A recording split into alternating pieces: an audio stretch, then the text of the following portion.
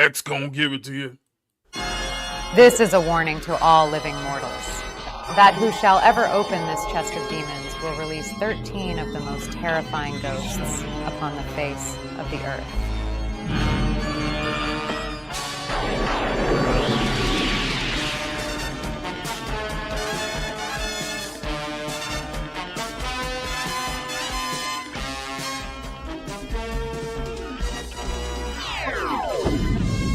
Okay, cut it. This isn't going to work. Let's try some nostalgia bait.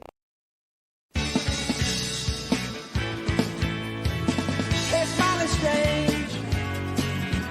You looking at the leafy rain. I can't be saying listen in bed.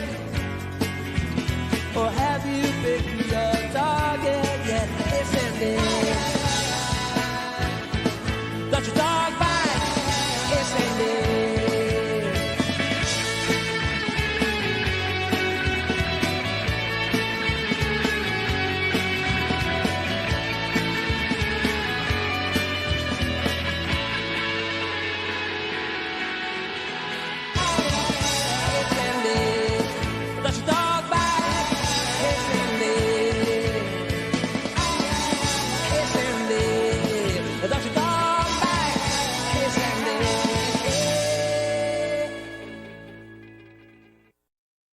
Okay, that was better.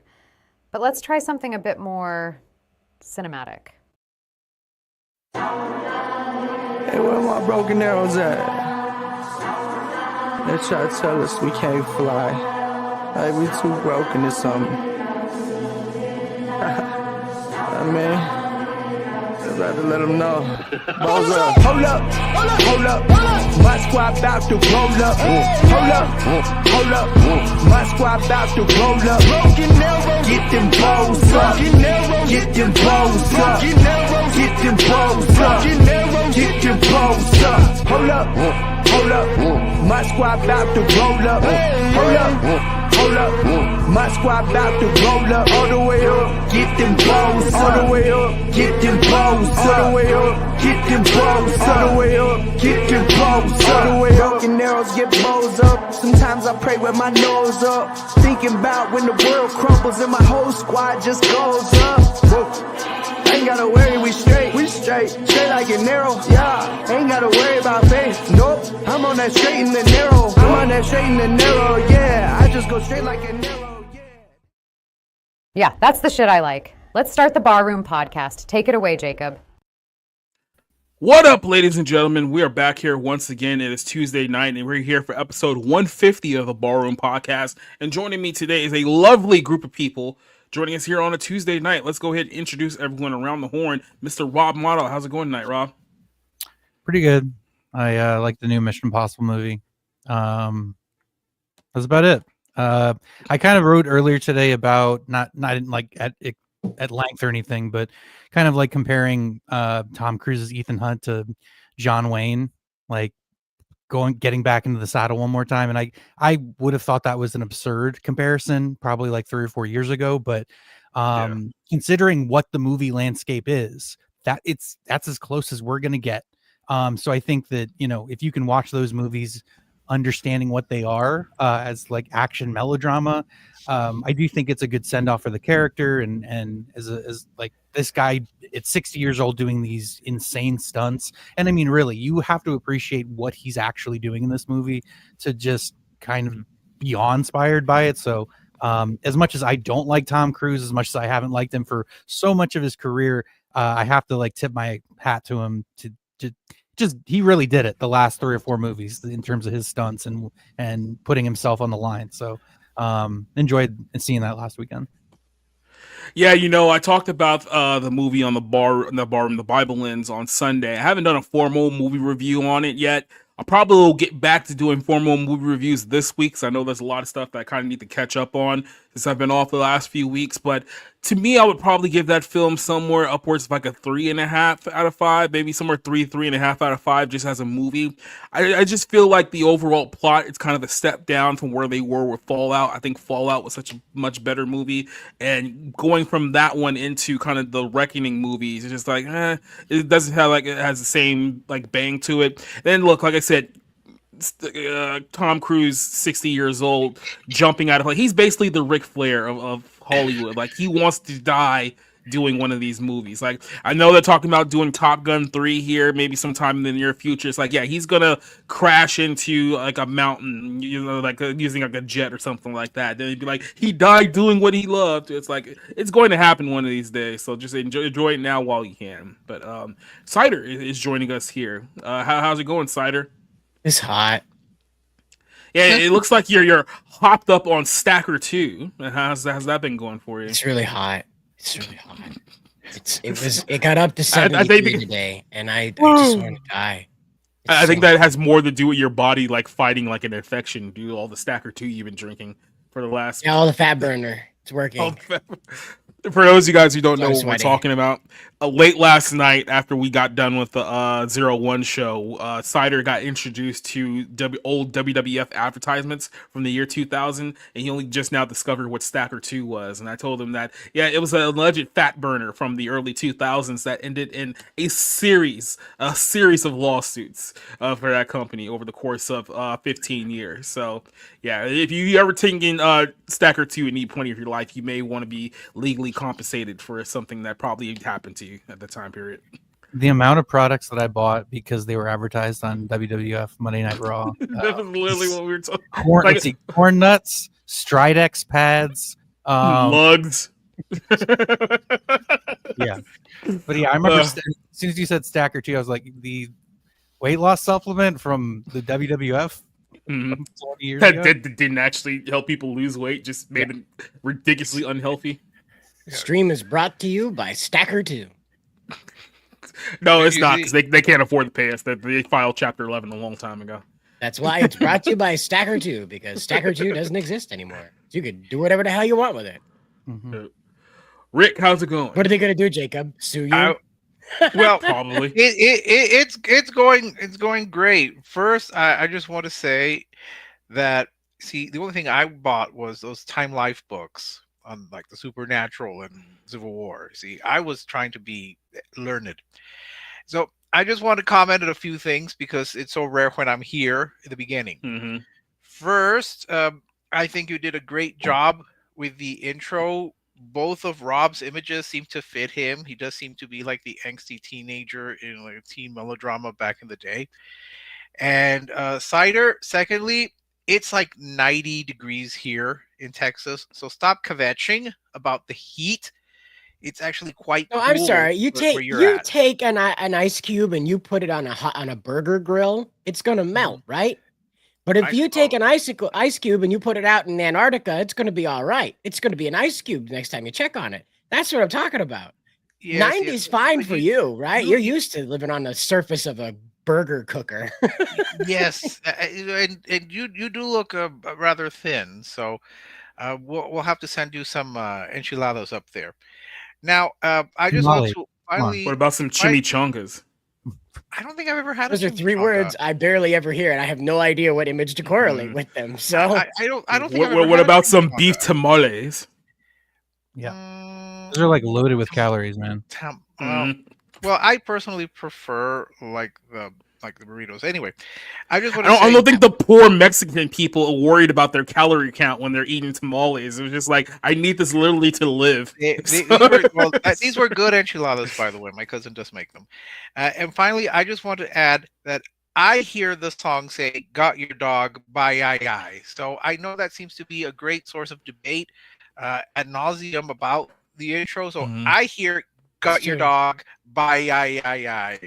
See, yeah, we found the actual lyrics, and it says, "Does your dog bite? I." That's the actual hear lyrics. "Got your dog." I well, what you hear is incorrect. I turned up the volume as loud as I could on this, and I'm with Cider on this. I keep hearing "Got your dog." I imagine that the song, the guy singing the song has abducted the dog.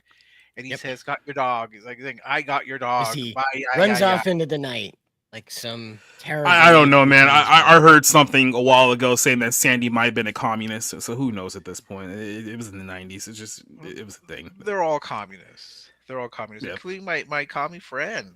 You know, Well, we need more helicopters. That's what we need here in our society. not But not to target Pedro Pascal. I mean, his family's already had that. Unfortunately, he was one of the ones that escaped. Let's go ahead and go to our chat here tonight. We're here on YouTube, we're here on Rumble, and we're here on Twitter all as well. So go ahead and let you guys know who's here tonight. Vanya's joining us here saying, hey, you lovely folks. Leslie Tarkin's here saying, hail to all you lovely people as well. Top Dog's listening over on the YouTube side of things. Doba Fett is here. Keith is listening over on Rumble. We have Lisa Dawn, I should say. I don't know why I said Leanne. It says Lisa Dawn. It says, hey, folks. Biona Rad joining us here tonight. Neozoic saying, howdy to all you people here today. Rick is too early. Come back in an hour. That's what everyone else was saying. Sorry. Yes, Leslie, 01 was moved to Monday night. So we are working on a Monday night time slot, hopefully going a little bit early. Now, obviously, last night we went about 4 hours, so that is not going to be the norm, but we are trying to make it a show just a little bit more streamlined and hopefully on a night that's more accessible to people as well. So we will not be on tomorrow night. So Wednesdays are open again, people. Brandon, the casual gamer, is also joining us here today. Leslie, basically, Jacob, I'm not trying to make fun of you, but that was such a ass-exable. Like that, I want like a band that's named Ass-exable, right? I want a band called that. That's such that's the name of like a gay bar or something like that. There you go. Perfect. That's a new gay bar to open up in Georgia. I'm sure it'll go very well. Yep. Well, the gay bar around here is called the Briar Patch, but I don't imagine they have Brer Rabbit and Brer Fox running around. Now all I can think about was, there's a photo that, one of those photos on Twitter that always trends like every 3 weeks. And it's the one of like Freddie Mercury in the bed with all the shirtless men. And like the first comment on below is like, this must have been the night it happened. So do your own research into exactly what happened there. You'll know exactly what we're talking about. Well, we got a lot to talk about here tonight. I got kind of a packed show, so it's going to be an emotional roller coaster because we're going to start off with some fun, then we're going to get really serious midway during the show, then we're going to end with some more fun, depending on how you look at it, because, the downfall of Lindsay Lohan's life may be funny to some people, but some people might feel it problematic, so, it just depends on what level of sense of humor you have, but let's start off with this story. This is a follow-up story for something that we covered a couple of weeks ago. Do you guys remember when Mickey Rourke was on Celebrity Big Brother and he got himself kicked off the show like within like 4 or 5 days because he was making a whole bunch of like gay slurs and stuff like that, harassing the little lesbian girl who was on the show too? And then I think at one point he told her that, spend a couple of days with you won't be a lesbian anymore. Well, it turns out she's no longer a lesbian because JoJo with him, is that what you're saying? Oh, well, it wasn't specifically with him, but it was with another guy. So yeah, JoJo, what's her last name? Siwa. I was supposed to figure out how to pronounce her name before we started the show. I didn't do it. Whatever. But yeah, she dumped her lesbian girlfriend for a man after being locked in with a man for literally a week on Celebrity Big Brother, and she announced to the world that she's no longer a lesbian. So here's what happened, just in case you guys forgot. Let's go ahead and recycle this here just for a second. This is about a month ago when this happened, and this is what Mickey Rourke said to JoJo that got everyone so upset and eventually had him kicked off of the show. Come on, let's go on a journey. So do you like girls or boys? Me? Girls. I know, I could tell. My partner is non-binary. That's the vape smoke room. Oh, good. I'm glad there's a vape smoke room. Yeah, right. Just think, in 4 days, we'll never see each other again. 4 days? Nah, babe. I'm trying to last 4 days. If I stay longer than 4 days, you won't be gay anymore. I can guarantee I will still be gay and I will still be in a very happy relationship. Well, that was a lie. Well, that aged like milk. So, of course, what happened? You are funny. So, essentially, what happened was that he made a couple That of aged like Mickey Rourke. That's the joke. Yeah, right. Made a couple of references to, fags, aka cigarettes in the UK. Everyone gets that joke. They've been saying it for a while. She got emotionally upset. And then, of course, this young, handsome, hunky little fellow over here came to emotionally comfort her. This is Chris Hughes. There's no point us sitting here and going, it's like if it's someone's age, it's so like that's not a thing anymore. But what This I is felt called when you were whole- over there was like you had my back, and that, to be honest, we've known each other less than 24 hours. You have no reason to have my back. Because it's right and wrong, though, isn't But it's between right and wrong, and that meant a lot. So it? Yeah, it's not about. It's having your between back, me it's and like- your legs. yeah. Coming Lifeline soon. is my favorite therapy in the world. Well, Come on. welcome in. And that's when it happened, right there. That is literally where it happened, because they got a lot closer than this as the timing went on here. So much so that literally her lesbianism evaporated within a matter of days of her being in the house. And basically she dumped her girlfriend, and now her and Chris are officially an item. Here's a very interesting clip here from the show where basically she started falling in love with this guy, and literally in the course of her being in the house decided, you know what, I don't want to be a lesbian anymore. I want to be queer, whatever the hell that, whatever allows me to start, dating men and Now, like, I have a liking question. penis again. I have a But question. still being gay. On the show, Siwa says told housemate Danny Beard. So that's her beard. Is that what I'm trying to understand here? I'm genuinely confused by all this. So then this was from the clip from the show, But it's real made me quick. feel so queer, and I've always been afraid of feeling queer. Dude, this But is you. like I've always said, like lesbian, right? But I feel like so This is you. queer. You know I'm what I mean? queer. But that's like I've never We're not living in a world that's designed. So what does queer mean? Is queer just like, this thing you can just claim when it's like you want to pretend to be gay, but you don't want to fully commit, but it's like as long as I could be somewhere in the rainbow community, that's fine. Because there's a lot of women out there who claim to be lesbian or bisexual who are married to men. So it's just like, it feels like some of you guys are just fishing for attention at this point. A long time ago, queer meant out of the ordinary, eccentric, a little offbeat. That was a little queer. Mm-hmm. Now I'm not exactly sure what it means. I do know that on many dates, my dates suddenly discover that they're lesbians during the date. So that does happen. Rick, I don't know how familiar you are with, for instance, Glengarry Glen Ross. Like it used to be a slur. Queer used to be a slur. Something you would throw at somebody. I mean, in replace for what, fag or whatever. But it's the same kind of thing. It's the same idea. They've like reclaimed the word, repurposed it. Now to me, it's a celebration of just basically not being straight. But the idea there is like this gets confused with the whole like non-binary thing too, where it's like all of these labels mean whatever the individual wants to project it to mean.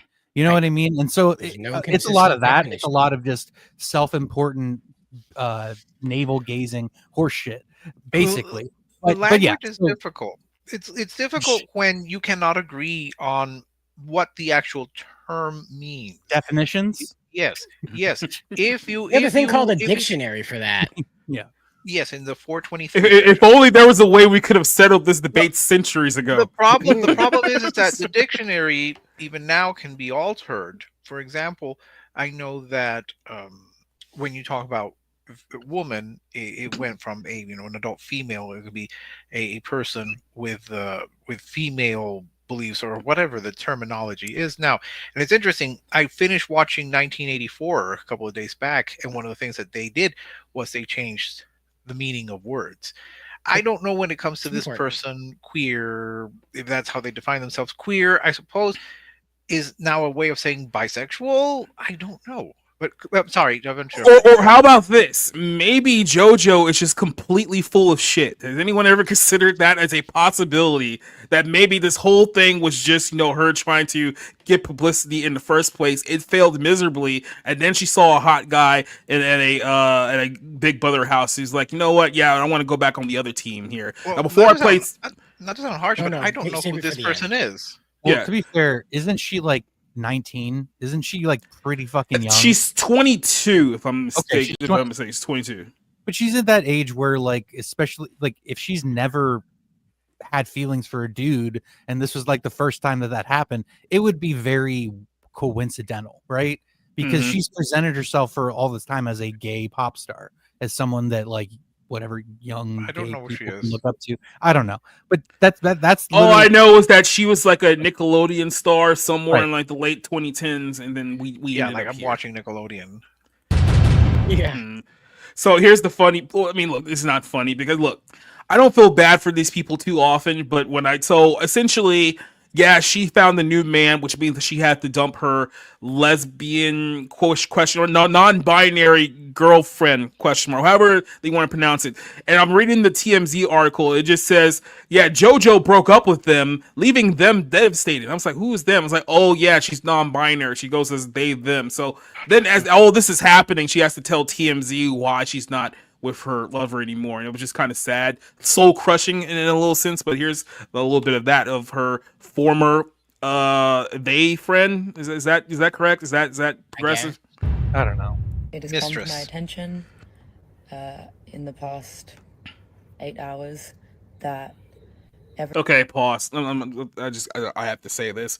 I know it's been a meme for a while, but we need to like address the reality that non-binary just means unattractive woman, because there's a lot of people out there who are referring to themselves as they them, and they're just simply not attractive.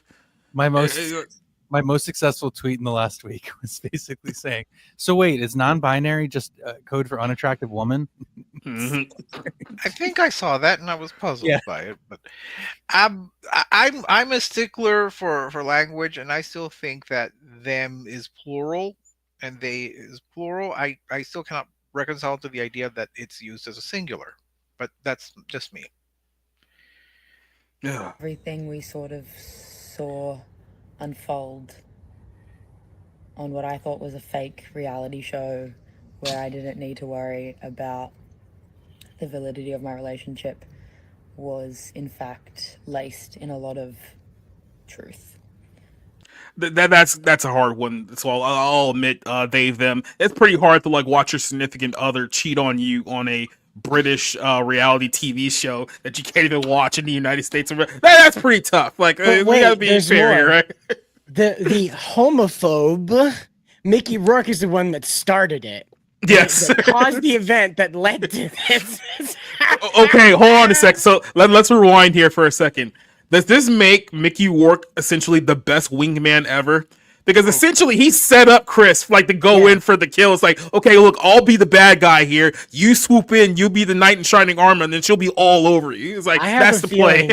That Chris sent Mickey Rourke an edible bouquet and said, "Thanks, bro." Exactly. Which has been so probably one of the most craziest, intense, awful. Most craziest is incorrect. She's British. She can't help it. Yeah. I've ever probably gone You're through bad in my at it. adult life. I guess like in an odd way, like I don't know if you can I haven't processed it enough to if you'd want to call it love bombing or whatever, but it seems to me I have experienced a version of that. Being told that I'm the love of someone's life, being asked to marry them. It's just before lesbians. the social Come on, experiment. like Yeah, lesbians go to the first date with a U-Haul. Right. Yeah, that's a long. This is why lesbians have such a high rate of like domestic violence. It's literally because of shit like this. Yeah, Rick. So the thing is that despite what the media wants to tell us, there's not a lot of gay people in the world.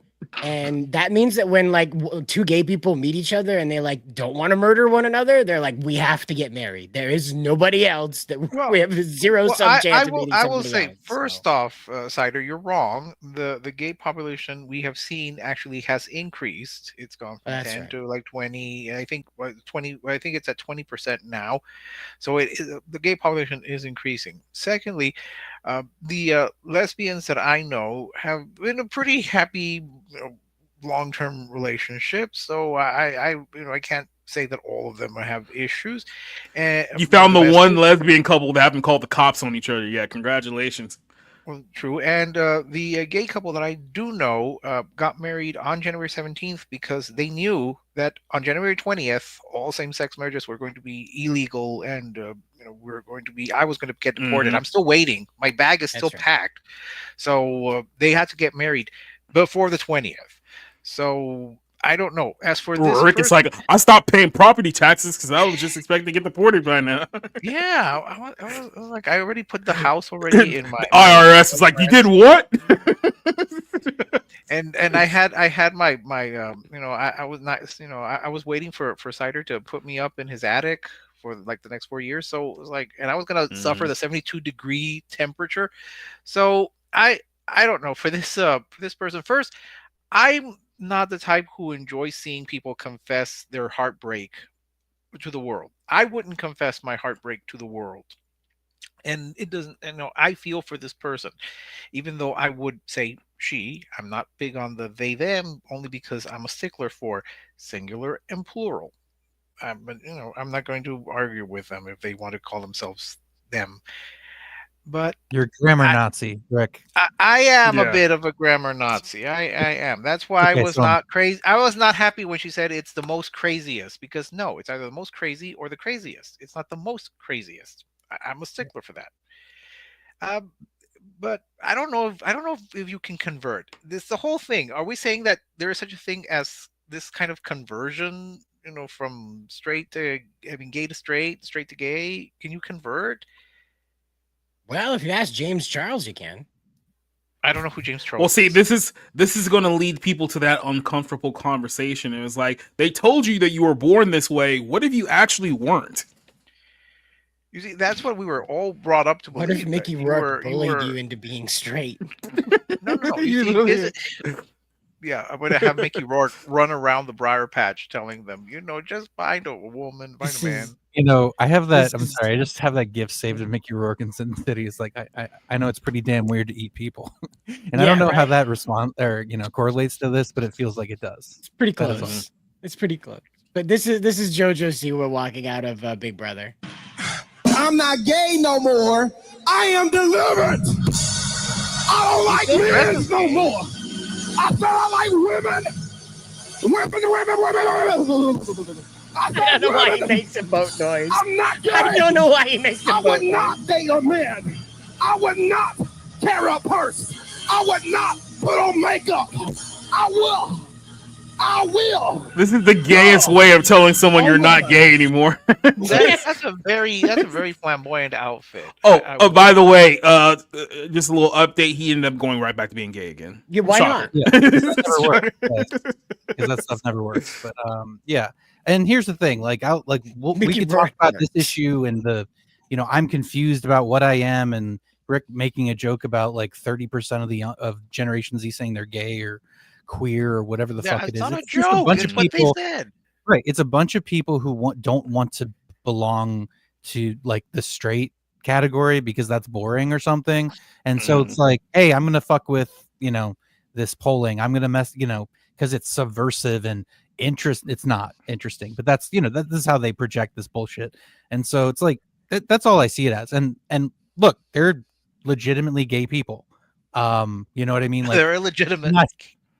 Well, no, but it's like people want to. Unlike those fake gay people who just no, but it's like conversion therapy. There's all these like terrible ideas that are like, okay, just everybody has their path. That's all I'm gonna say. I mean, to be fair, with those conversion therapies, they've never just brought like a hot guy into the room to really test just how gay you actually think you are. So maybe they just weren't effective enough. We're so far from like the 90s, like slightly approaching. Hey, gay people might have rights one day, to now where it's just like, oh, everybody's insane and a massive narcissist and is a special unique snowflake, except they're not. They're just like everybody else. Well, I don't know if this JoJo Siwa, whatever, if she it was, I don't think she was doing this for attention. That just seems such an extreme way to go about getting attention. Maybe she has discovered that she's not thoroughly gay, or she's attracted to men as well. If they're, that's fine. Bisexual. Maybe, just maybe, she was a 20-year-old pop star from Nickelodeon who thought that by going on this rainbow wave that it would elevate her career, just like it did for Miley Cyrus and all the other multitude of Disney, Nickelodeon stars have done the same thing, which we'll get to later on here in this show, and it didn't work out for her. And now she's like, yeah, you know what, I'm done with this. I want to go back to, shagging former football players, and that's exactly what I'm going to do here for the next several months. So I think that's kind of where we're at there. I think she's done with the grift. But Ryan Long here did a little bit about this whole situation, which I found pretty humorous. I'll just play a couple minutes of this. There's this girl on Big Brother, JoJo Siwa, and she was like a lesbian, and then she came out and said she's straight. Did you see that? Proving what I've been saying forever, that you can flip lesbians and you should be trying. You know what I mean? Yeah, they always get mad at me when they're like, I'm a lesbian, and I'm like, challenge accepted. Like, you know what I mean? They told me to stop telling them that, wearing a lesbian Slayer shirt with a pair of scissors crossed out. When I get in trouble when a girl tells me she's a lesbian, and I'm like, well, I'm like a human vibrator. Like, they don't like that. And then I start buzzing. They never seem to like it when I tell them that they're a little pale from the lack of vitamin D, and then I point to my dick. But, hey, it is what it is. Also, the best part is Mickey Rourke is the one who flipped her a little bit. You guys see Mickey Rourke kind of looks like half man, half leather, like sort of thing. Half man, half just leather. Like a cigarette draped in a human flesh kind of thing. And then Mickey Rourke was kind of like, oh yeah, you're a lesbian? Give me 4 days, I'll flip you. And then she was like, no you won't, because she sort of sounds like me a little bit. And then 2 days later, she's like, I'm flipped. Turns out I am flipped. It's not as big of a deal for a girl to be a lesbian and come back to straight, right? I'm not saying lesbians are fake. Like, I'm sure Ellen's never gonna be like, need some dick. Like, obviously, but sometimes girls will just sleep with girls for social reasons. You know, it is. I know a girl that she was a lesbian, then she married a guy, and she goes, I just hated men, so I started sleeping with women. And you're like, all right, fine, but you know, I've met some guys that hate women, never that much, I guess, you know? Yeah, I've never that met much. A guy that's like, fucking, wife took everything, dick me, Divorce, guess I'll suck a dick. Fucking women telling me what to do. So that's Ryan Long. You can find the full bit on his channel there. But yeah, any final thoughts on JoJo's successful gay conversion? I hope that she announces a healthy pregnancy within the next couple of years. You It's see, hard to this, grow up on camera, guys. you see, this is an issue where people will say that, oh, you know, you can convert a woman into being straight. Let's also be honest here, just real quick. There's some women you don't really want to convert. It's like they tell you're a lesbian. It's like, okay, fine, go over there, sewer mutant. Like I don't want anything to do with you anyway. But it's like are probably best not replicating. Like so, no one's trying to flip that fat bitch from Orange Is the New Black, right? Like no one's trying to like flip her. It's like you let her go off in her own section and do whatever. Rosie O'Donnell, you're gonna leave that one in the foregone category. You leave that one there. Isn't this something like when in the novel of Goldfinger and Pussy Galore was supposed to be a lesbian, but then she sleeps with Bond and then discovers the joys of heterosexuality? I don't know if it works that way. I don't know if, I mean, normally, like I said, normally my dates become lesbians during the date, and then a few months later they marry a guy because, you know, they were just going through a phase when they were on a date with me. So I've converted a few women to lesbianism. So I guess it works both ways. I converted a few women, just not with me. Yes, well, I converted a few women to lesbianism, but they see that. So I guess, like I said, it works both ways. I guess there are some men who can convert lesbians into heterosexual, and I just tend to always convert women to gay. I don't know what it is about me specifically. You know, like anyway, jokes aside, behave in the comments, people. Just behave. I don't see them. I don't know. Again, she might have just been convinced that she was gay, and then, you know, found a good-looking man and said, yeah, she was convinced by the industry that she'd be gay for her career. I don't know. Human sexuality is just so curious, you know. But you know, I've been told I should, you know, I don't know. I don't know any of this. I jump cut. Jump cut. I don't really care. I think it is difficult to sort of like go on any kind of reality show as a young person and go through that. But it's also like you don't want to live in denial. You know what I mean? Yeah. If you find yourself attracted to somebody new, hey, whatever, have fun. But, who knew Celebrity Big Brother UK was doing the Lord's work? Isn't this the thing that we hear a lot? That I'm not attracted to the sex, I'm attracted to the person.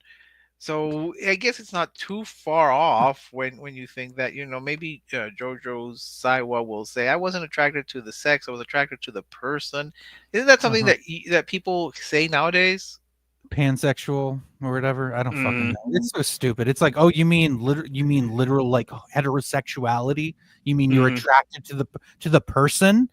Yes, that's how people formed relationships over a period of time and eventually got married, and how you came to be. You fucking moron.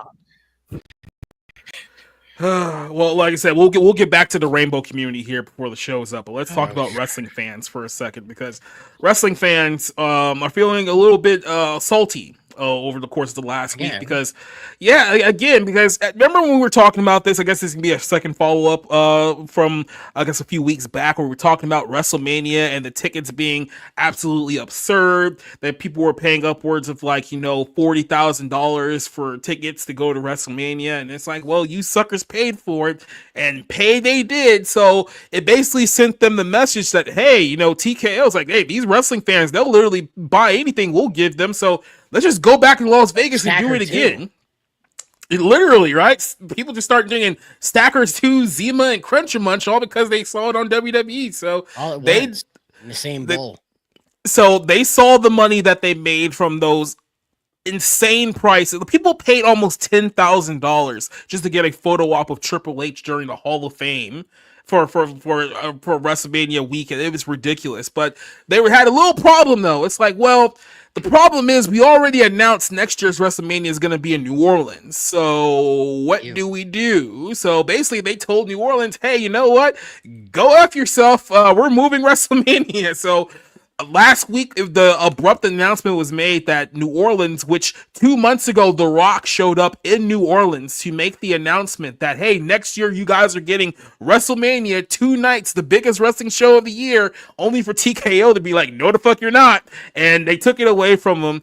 Triple H tried to do damage control this weekend by telling them, well, I know we were going to go to WrestleMania, you get the biggest show of the year, but we're going to give you Money in the Bank instead next year, sometime in like August. So I mean, hopefully you guys don't stay too mad at us, right? And that's literally what they did. It's the equivalent of telling a city, hey, next year the Super Bowl's coming to your town, and then like 2 months later going, okay, maybe we'll give you guys like the flag football competition in the Pro Bowl instead. That should smooth things out, right? And it's like, no, it doesn't. So no, isn't that something similar to when Major League Baseball moved? Was it the All-Star Game from Atlanta to Denver because Stacey Abrams was denied her legitimate governorship? For no reason whatsoever, and then they tried to make it up to you guys. Well, we'll give you one in 2025. Is that gonna be? No, it's not gonna make up for you, jackass. But yeah, like I said, The Rock showed up, made an announcement in New Orleans. He came out to Lil Wayne. The Rock came out to Lil Wayne in New Orleans to hype up the fact that New Orleans. When you said we need to clarify when you say he came out to Lil Wayne. Okay, I think both statements are accurate if you believe certain blind items. If you take it any way you like, you're taking it like The Rock. Yep. Okay. And then it says here that, however, since yesterday, reports broke that the location would be changed. As of this writing, WWE is actively trying to do Las Vegas again for next year's WrestleMania. So they want to go back to Las Vegas because these stupid marks paid out of their butts for tickets and all of the events and stuff like that for Las Vegas. And it was basically quoted that, hey, look, we don't think we can make the same amount of money this year in New Orleans as we made in Las Vegas. So let's just cancel New Orleans and go back to Las Vegas. According to Dave Meltzer, Mania is set to take place in Vegas again next year because of the amount of money they made from this year's event and the belief that a similar revenue would not be possible in New Orleans. Additionally, the report claims that the company simply loved bringing WrestleMania to Las Vegas. Obviously, Nick Khan, who's a big TKO executive, is from Las Vegas, so he wants to do more Las Vegas events. There's talk behind the scenes of making the Las Vegas a permanent home for WrestleMania as a result of this. So we're at the point now where WrestleMania is not even going to be like in different locations every other year. They're probably going to park it somewhere in either LA or Las Vegas moving forward, and then that'll be the end of it. Yeah, essentially, this is following the report. WrestleMania will run Vegas again on a regular basis. Vegas wants other big names and big events going on here. And like I said, in order to make it up to the people of New Orleans, they basically told New Orleans, we'll give you guys money in the bank next year. So, I know it's not the biggest wrestling show of the year, which we told you guys we were going to bring there, but we'll give you a little B pay-per-view that you guys can have over there. You guys will be just as fine. And so here's the question. A lot of people are upset about this. A lot of people are kind of pissed off because it seems like the message is made clear that at this point, TKO, which owns WWE, only cares about money and nothing else. They don't care about the fans. First of all, I could have told you that if you watched the UFC over the last 10, 15 years, that this is eventually going to lead to this route. The problem, however, is that the only reason why TKO is doing this is because you jackasses actually paid 5 figures for WrestleMania tickets, and they were like, well, hell, they bought the tickets this year. Let's see if they buy them again next year. And if you go out there and you buy them again next year, which I only assume are going to be even more expensive next year's WrestleMania than they were this year. So yeah, if you go out there and you spend $20,000 to get a 5-minute meet and greet with Kevin Nash or John Cena or whatever the case may be, I can't sit here and be mad at TKO because they fleeced you. You're allowing them to fleece you. Like, what do you want me to say? I mean, Rob, what is your take on TKO wanting to squeeze as much money out of wrestling marks as they possibly can? It's a very short-term plan. It's a very, like they're trying to sell the business or something. They're trying to jack up the value of the company because they want to sell it. This short-term, not long-term planning for the business. And I don't know if this is an industry-wide thing where, this is dealing with WWE. I'm sure it'll happen or has happened to the movie industry, to football, to all sorts of things that people are interested in. But you start to price things at a point where it's like, who's going to pay that? Who's paying this money? Like, you have rich idiots. No, don't get me wrong. But I mean, the majority of people at an event are not wealthy people. And so I just, and I realize you have these sort of special packages, but you need more than just a wealthy clientele to be able to make it a profitable venture. And so I find it very puzzling that they would do this, especially at a time when your product is pretty bad. I mean, maybe, Triple H is taking the company in a direction he wants to see it in. Okay. But I don't know if that's going to ultimately turn into long-term success. They don't have short-term success as it is. I mean, as I understand it, there's a few names that people come to see. Outside of that, they kind of are still spinning their wheels. So I'm a big fan of the NFL. I just spent a lot of money going to Broadway, but those still give fans what they want. Largely, they give people what they're paying for. Doesn't really seem like the WWE is interested in giving people what they want, which makes it seem like, okay, why are you even in business?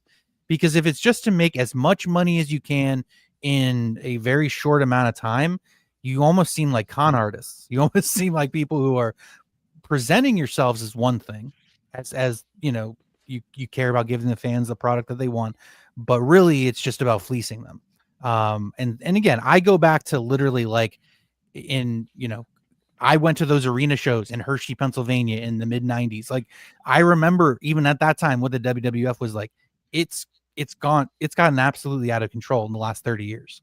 To the point where they're so invested in wanting to be a global brand that they're doing what Disney has done successfully last decade. They've completely alienated families and the people that they built a reputation on serving.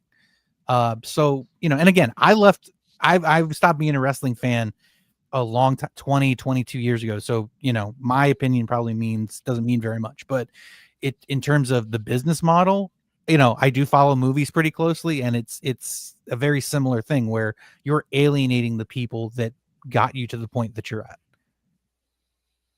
Yeah, and I think Leslie Sayre says WWE is fake, so shouldn't people be able to pay what Monopoly? I mean, it's astounding how, like I said, they basically charge borderline Super Bowl prices for WrestleMania, and it's like it's not even real. But the wrestling fans that exist today, the ones that actually are passionate enough to pay these type of prices for wrestling tickets, like wrestling is their entire life, so they treat wrestling like it is real.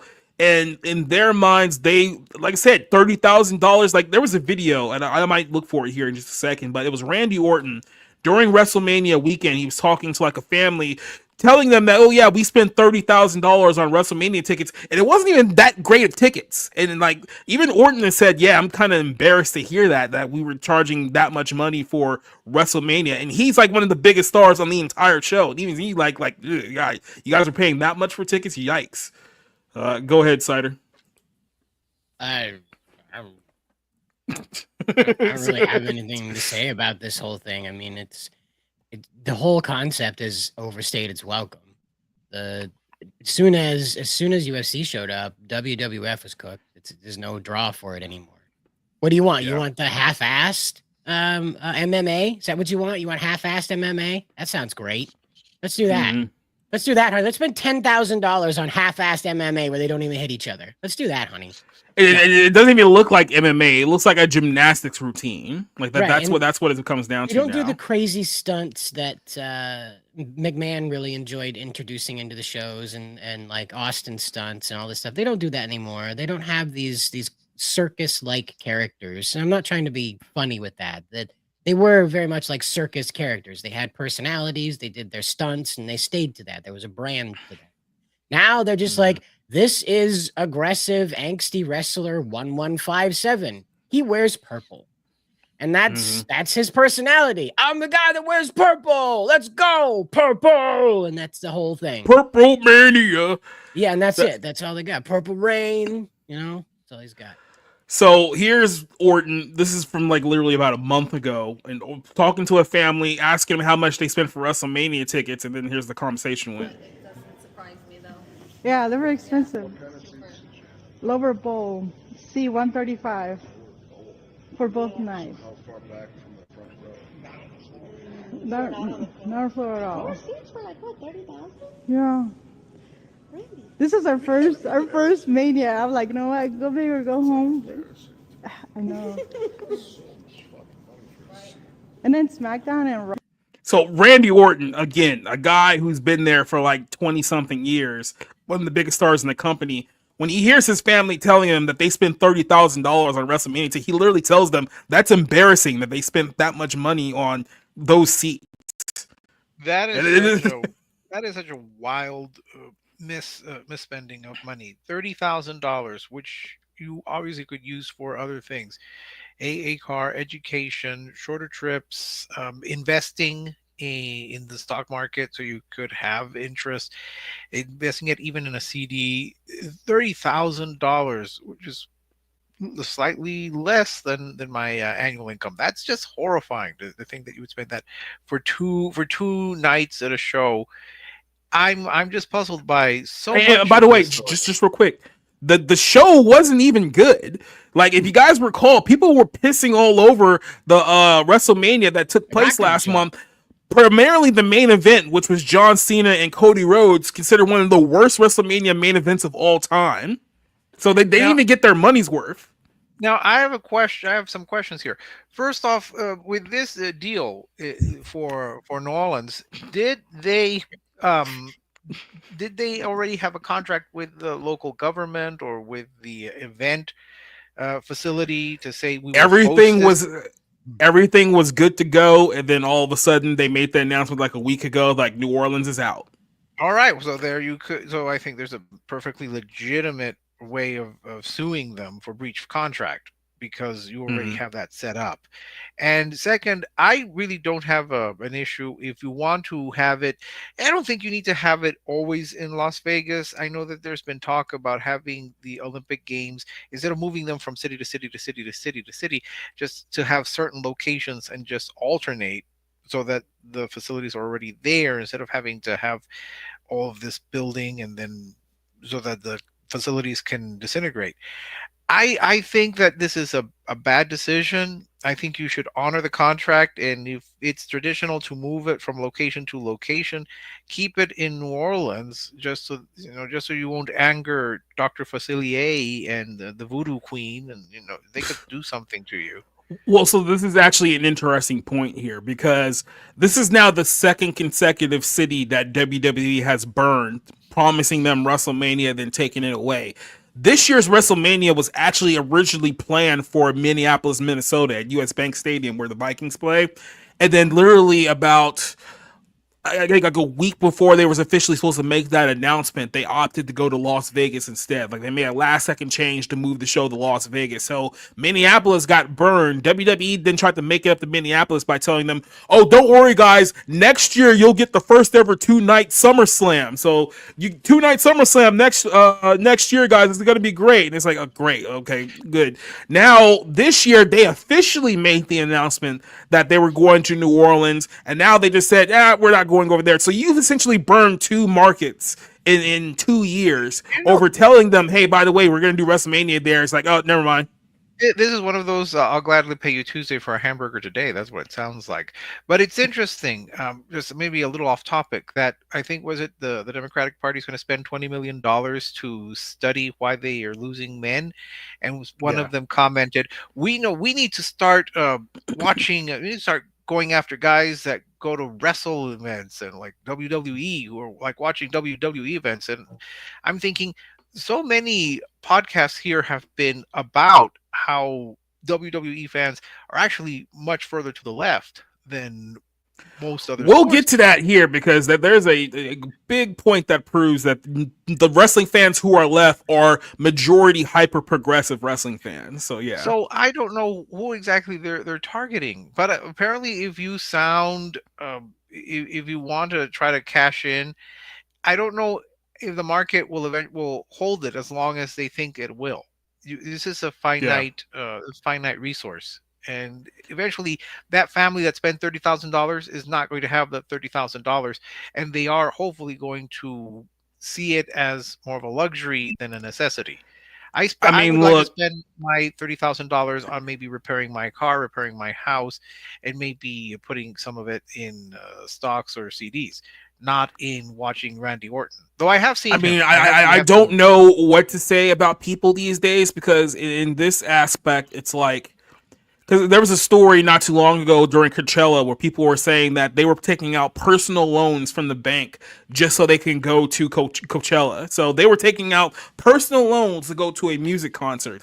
And now you have people like this who are spending $30,000 on WrestleMania. It's like people are not making good decisions with their money right now. They're absolutely not. And it's like, I don't know where everyone got all this money to burn all of a sudden, especially in this rate of like hyperinflation and stuff like this. But this is not going to end well for a lot of people, because if you did spend $30,000 on WrestleMania last year, and then next year is going to be $40,000, like, are you going to spend $70,000 in 2 years for WrestleMania? $30,000. It's just for the seats, and I presume all the other side events.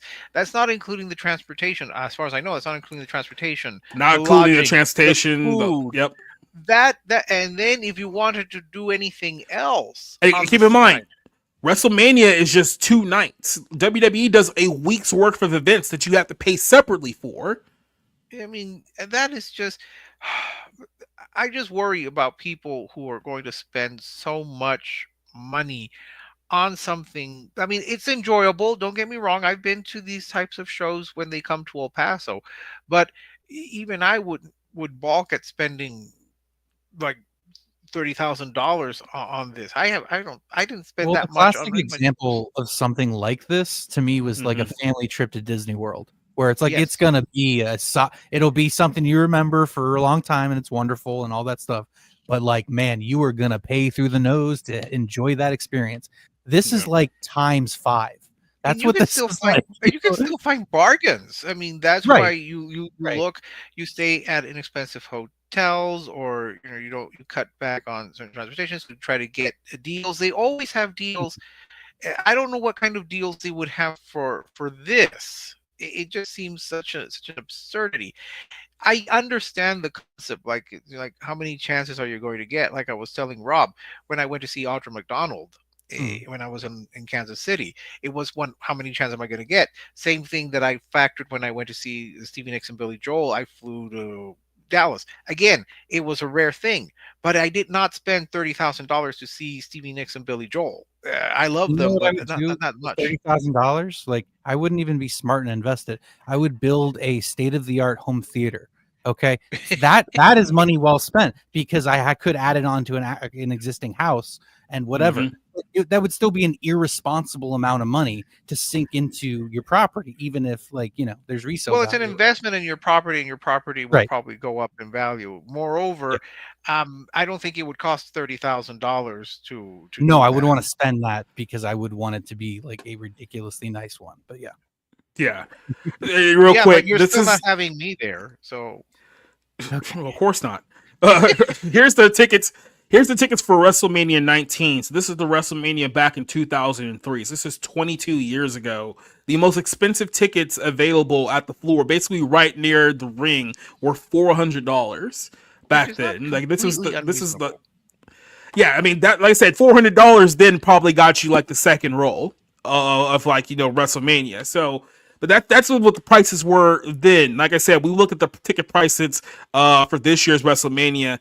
Anywhere on the floor was about 10 to 15 grand. If you wanted anywhere remotely near probably where the $400 tickets were going to get you, you're looking at about $20,000, and that's probably per night because it's 2 nights now. It's not just one.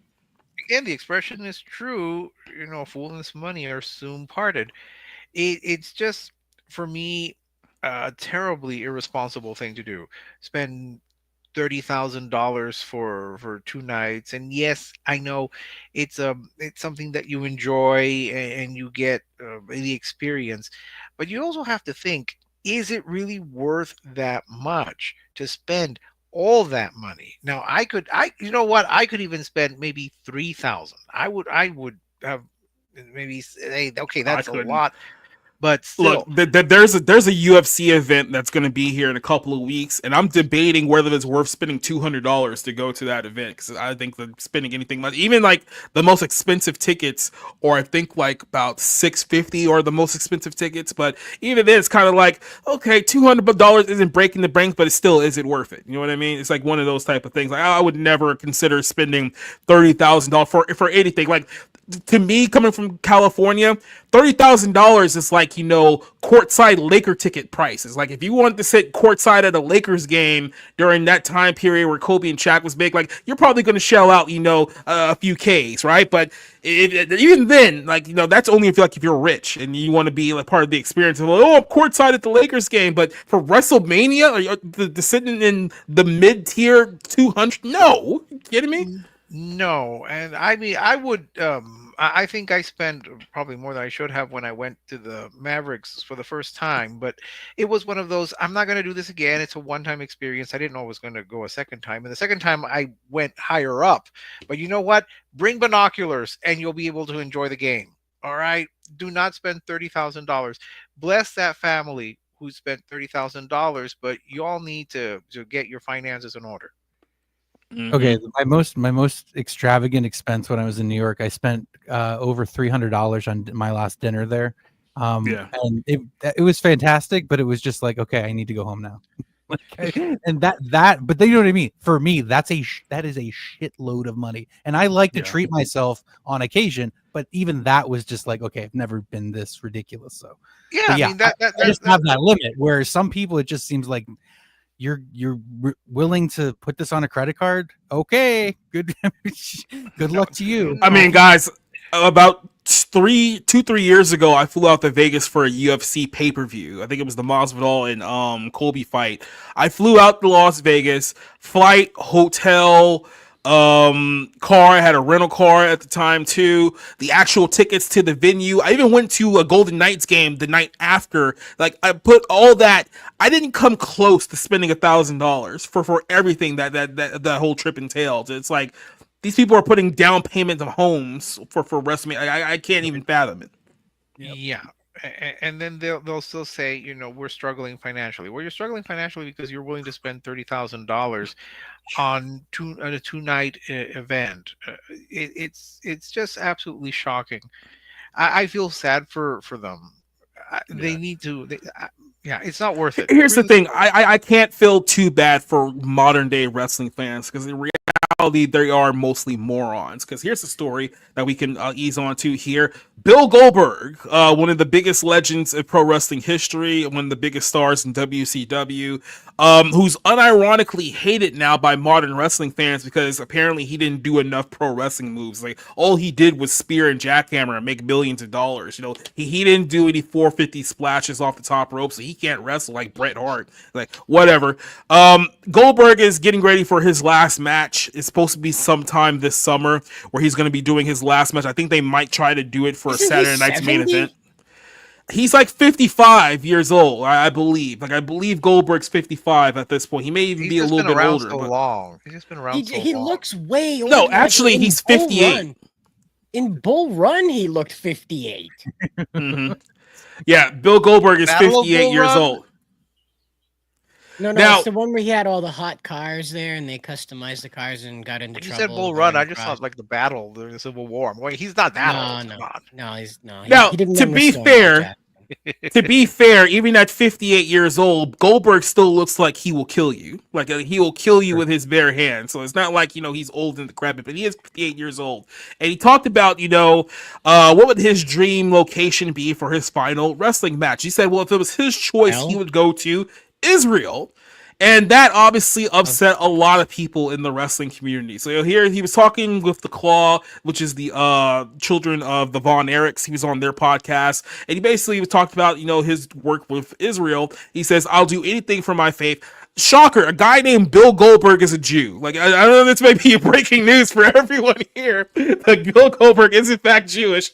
He says that I'll do anything for my faith. Truth be told, my dream was to have my retirement match in Israel. Quite obvious because of the surroundings right now over the past 5 years. It just hasn't been the right place to do it. I would be remiss if I didn't tell you that I sorely was disappointed that I couldn't do something in Israel, but being retired doesn't mean being dead. I would be honored to go there at some point. I really would. Never say never. But I've been trying to do it for the past number of years. It didn't work out. Fingers crossed. That's all you can do.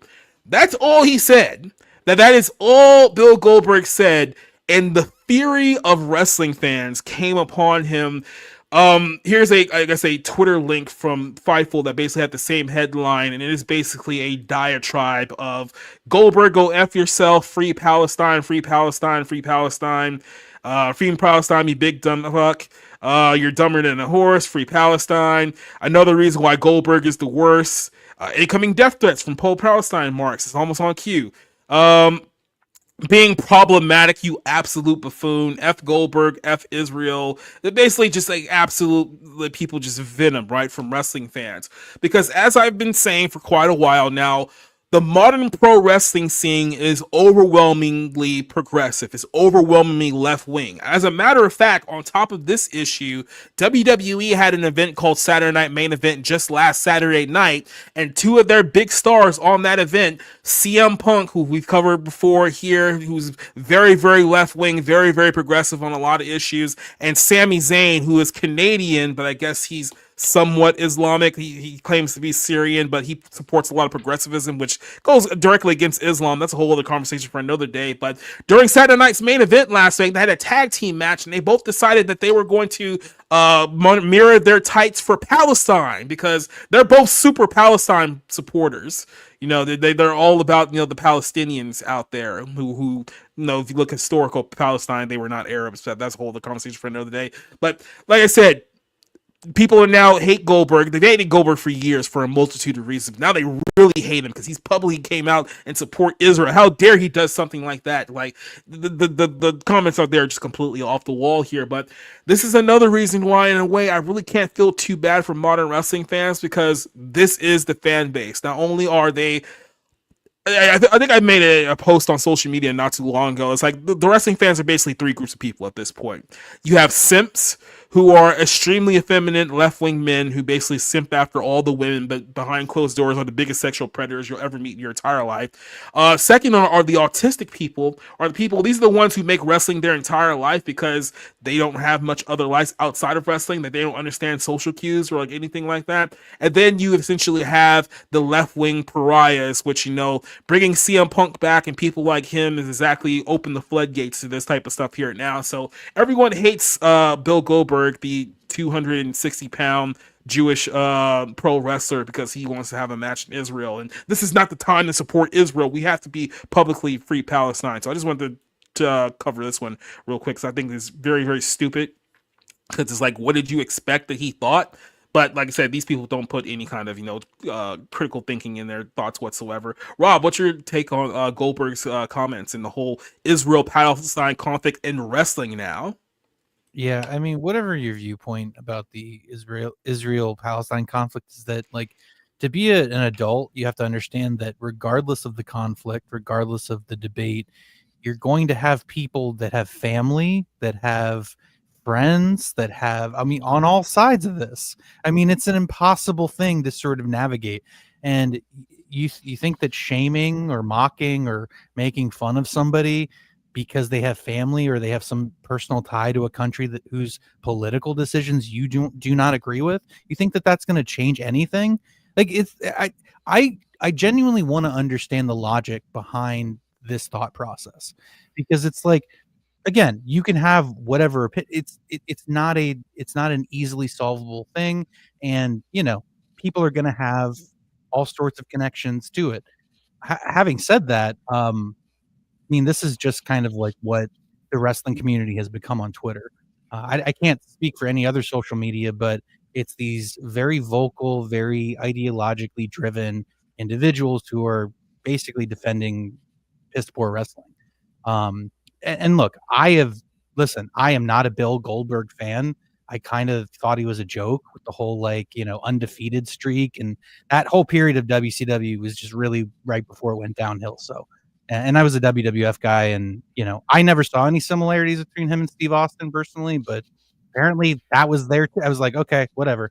So, but he has every right to say what he said, and if he's Jewish or he has ties to Israel, oh well, that's his business, that's his family, that's his lineage. But yeah, Goldberg is a very common Jewish name, especially for American, American. Mm-hmm. So these people are out of touch. They see this issue as a genocide when you can't even be classified as one. You know what I mean? And if they knew anything about that word historically or literally, they would know that. They would know that, oh, there's a clear definition from the UN or from these international bodies that look at these things and can apply them to what's, and as much as you might disagree with what's going on, they're the government in charge, and Gaza doesn't really have a government. And anyway, I'm getting too far into this issue, but basically, at the end of the day, it's just like Bill Goldberg has every right to defend or want to support, what he sees fit. If he hasn't earned the right to do that as a wrestler, not to mention just in general as a human being, I think that's a pretty weird perspective to have. Cider, well, I know you were a big WCW fan. You weren't really a WWF guy. Was Goldberg one of your guys, or were you more of a Dallas Page type of person? Nah, the Diamond Dallas Page looked like too many people I lived near. That was he was just a drunk guy from the bar that found his way onto the camera. He didn't really. He is from New Jersey, so that would make sense. He looked like a hillbilly with that perm, with that mullet perm he carried on till 2007. That was there forever. But Bill Goldberg was just a sensation as soon as he showed up. WCW made him out to be a basically the meat Terminator. If a Terminator was made out of meat, it was Bill Goldberg. And then, of course, when he went to the WWF scene, they kind of made him synonymous with a steam engine for some reason. And that was kind of his thing, as he showed up and he would do the horn thing and then blow steam out of him. And okay, apparently they got Bill Goldberg all fired up in the back there. He's gonna run the 606 line right through this guy's face, apparently, whatever that means. But no, it's just one of the things that kind of bothers me about this political climate about this, because I'm gonna be the squeaky wheel on the shopping cart here. What does a guy born in Tulsa, Oklahoma have to do with fucking Israel? Is Sheamus gonna go wrestle on the Pope's bed here for his last thing in the Vatican? Like, what the hell you're born in Tulsa, Oklahoma. You have lived your entire life in the United States. What the hell do you have to do with Israel? Go to the temple and wrestle out in the parking lot. Don't go inside. That's disrespectful. Wrestle out in the parking lot. That's about as much effect as you're going to have going to the homeland. Is Bill Goldberg going to be cool with the Iron Sheik returning and having his final bout in Tehran? Is that what we're gonna do? Is that how we're gonna balance that? Hey, with the AI, it may happen in a few years. Who knows? Again, like, is it just one of these things where, like, I'm the squeaky wheel on the cart? Like, yeah, cool. Israel's got a problem. Gaza's got a problem. People want to be fired up about it. I'm an American. I'm over here trying to figure out what the hell we have to do with this. And then here's Bill Goldberg from fucking Oklahoma. Like, by the way, I want to make sure the last time I wrestle is in a land I probably set foot in once in my life and have absolutely no cultural connection to whatsoever beyond my faith. But whatever, dude. And I get it, and I'm not even like arguing against it. The only thing I can see with Goldberg is like, okay, he's Jewish, so he has some kind of ethnic connection to Israel. Look at it from the flip side. You got guys like CM Punk who are now aggressively anti-Israel and aggressively pro-Palestine. CM Punk's a white guy from Chicago who has no connection to the Middle East whatsoever, and now he's like dedicating his wrestling matches to Palestine, telling everyone that falafel. I promise you, he's never eaten falafel. The guy has like 2 Muslim friends, and all of a sudden it's like, you know, he's ready to like join Hamas. He's never met it. They're online only. Yeah. Maybe he's ready to join Hamas, CM Punk's new wrestling thing will be, you know, to pick up someone like JoJo Siwa and toss her off of Punk Lottie. That'll be his name next. Toss her. That's why she converted, because she's trying not to get decapitated. Right, she's trying not to get tossed off the top of the Big Brother building, right, Rick? Yeah. But Rob brought this up.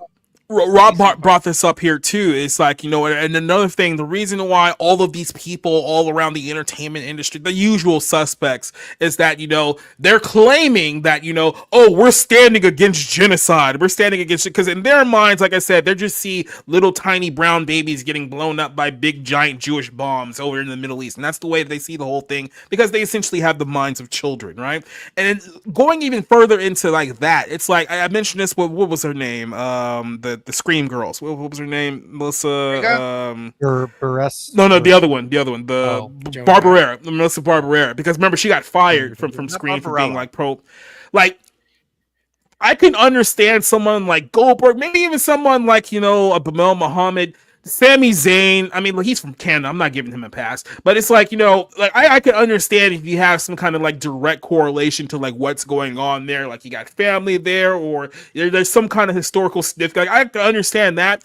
You got people who have they don't have any religious reference to what's going on there either. They're not Jewish, they're not Muslim, and they're over here like literally preparing to die on a vine for a country that they have no connection to whatsoever. That's stupid. 2, politically, like I said, these are all people who are not from these countries whatsoever, so there's no political angle for them. These are all people who fall into emotional media sensationalism at the end of the day, because like I said, it's the same thing with George Floyd. You guys heard that in the WNBA just a couple of days ago did a 5-year anniversary tribute to George Floyd, and everyone saw that video and started crying like they knew George Floyd personally, and the guys are breaking down his funeral like they actually knew the guys. Like, it's all media sensationalism. These people are too brainwashed to even see exactly what's happening to them, and this is what's causing everyone to be even further divided, because it's not bad enough that we were divided on race, on gender, sexuality, all this other stuff. Now we have to be permanently divided on, do you support Israel? Do you support free Palestine? You better be on Palestine's side, or you're a bad person. It's like, Guys, what are we doing here? 5 years sober. Well, look, Gosh. I'm not telling Bill Goldberg not to care about Israel, okay? I'm not. Mhm. What I'm trying to express to him is that maybe the WWF is not the lens that he wants to use to express how he feels about the home country of his faith. So it might, you know.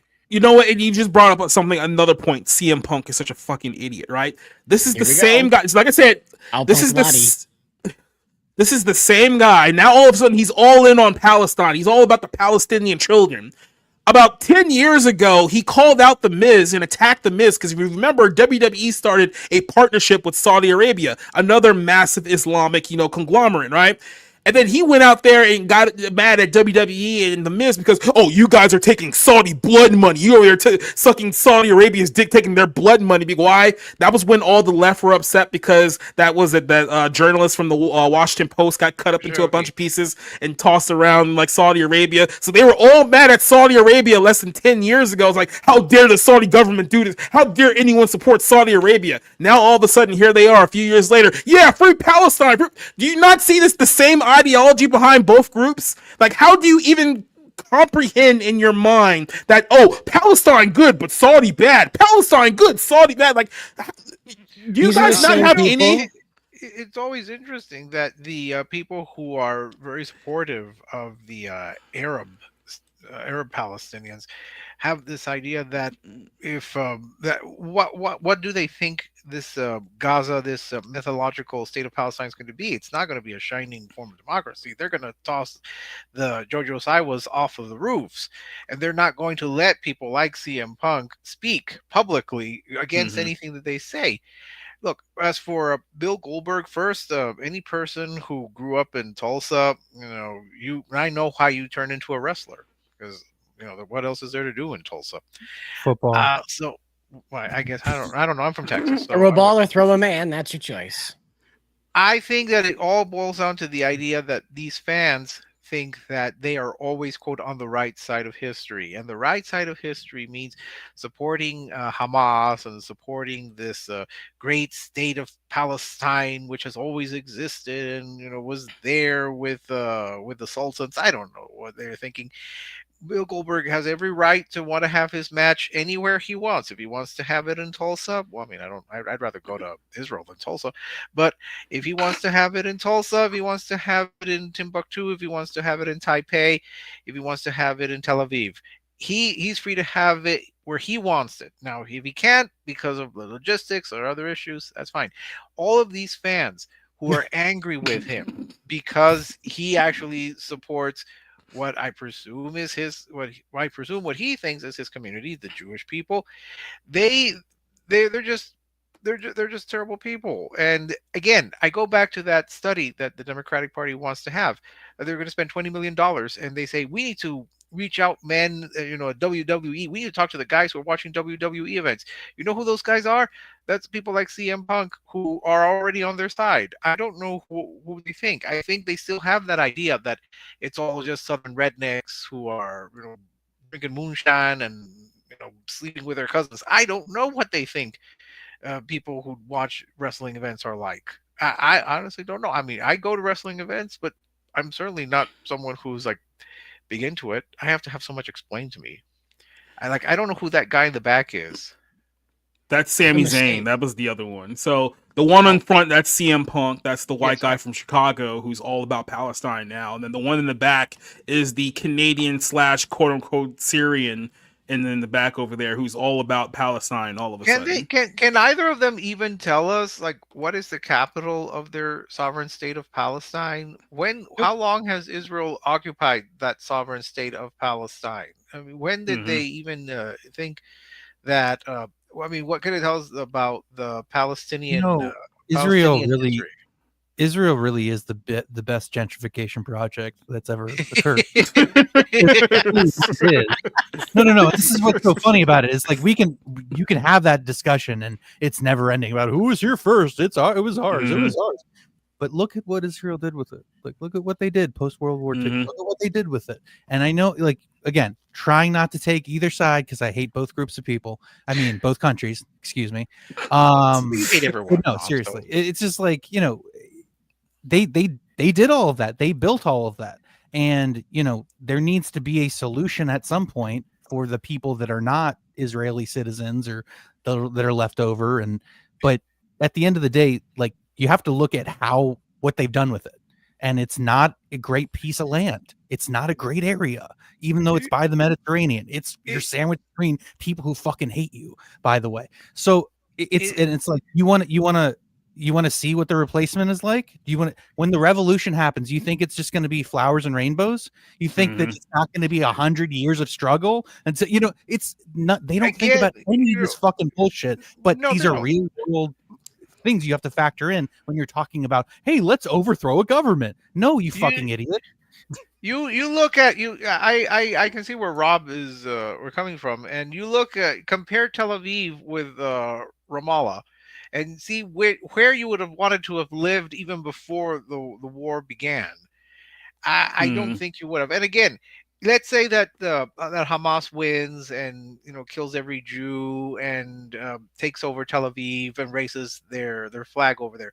Do they expect it to suddenly turn into like a Jeffersonian democracy, or do they expect it to what almost by the way, Islamic nation has turned into? I just want to point this out here, because unironically, the people who are so heavily in support of Palestine that they want Israel completely wiped away, these are the same people calling you a Nazi.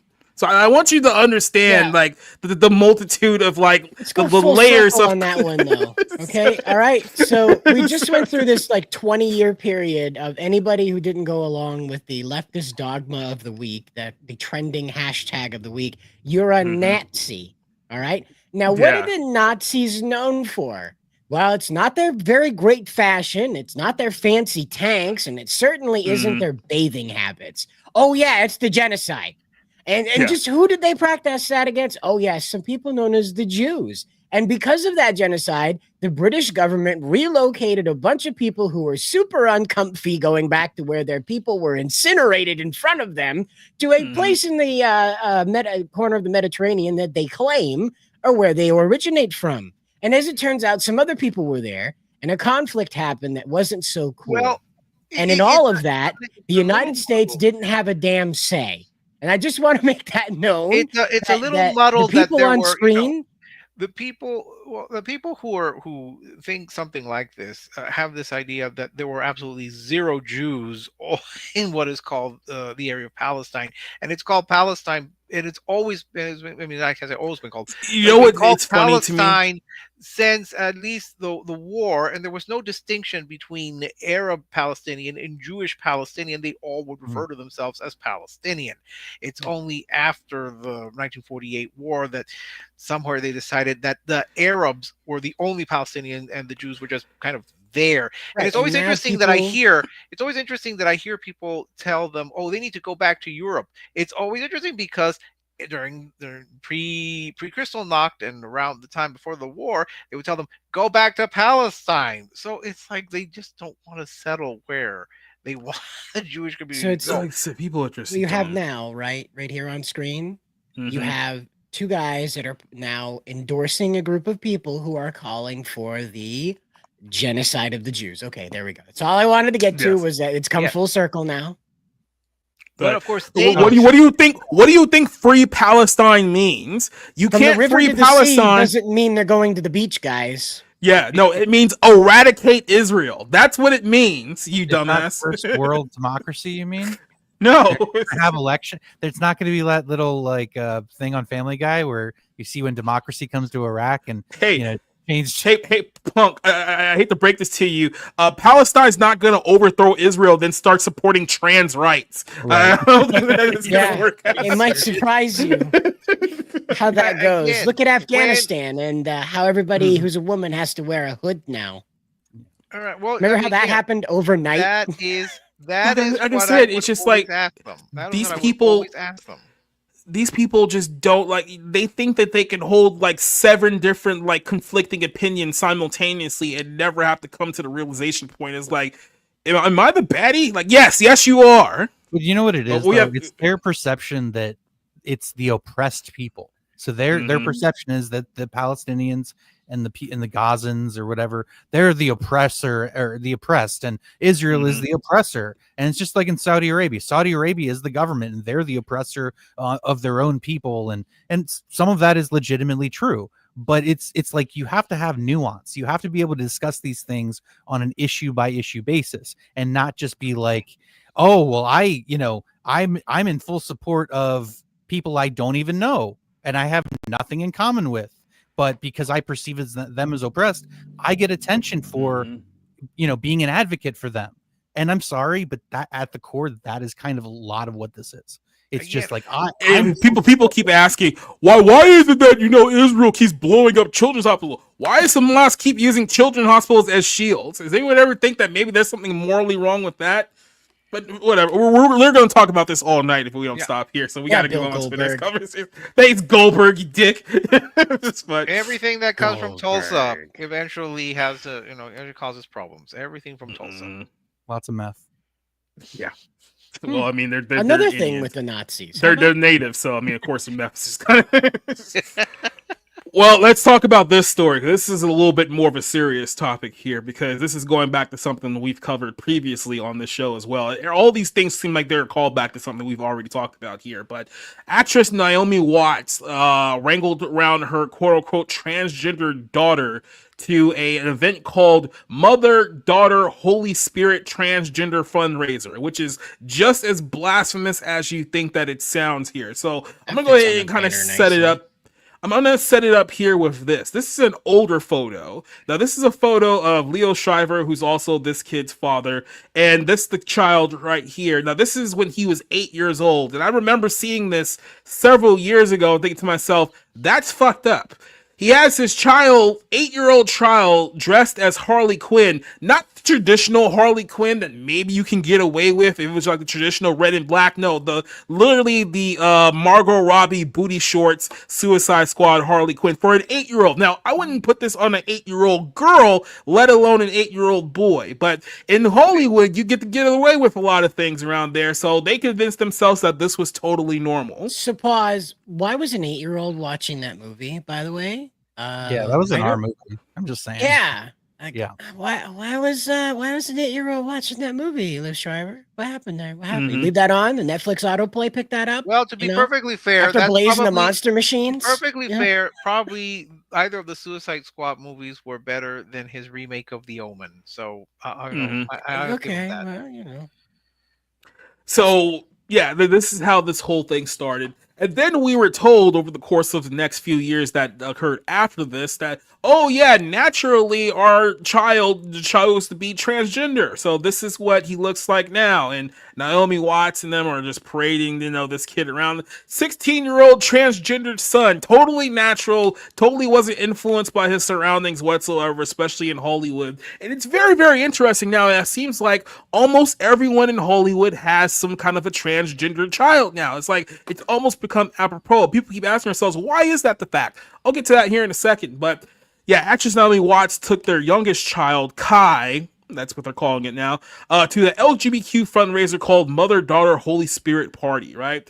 And this was in New York City. So, of course, New York's always, the thing that goes around here.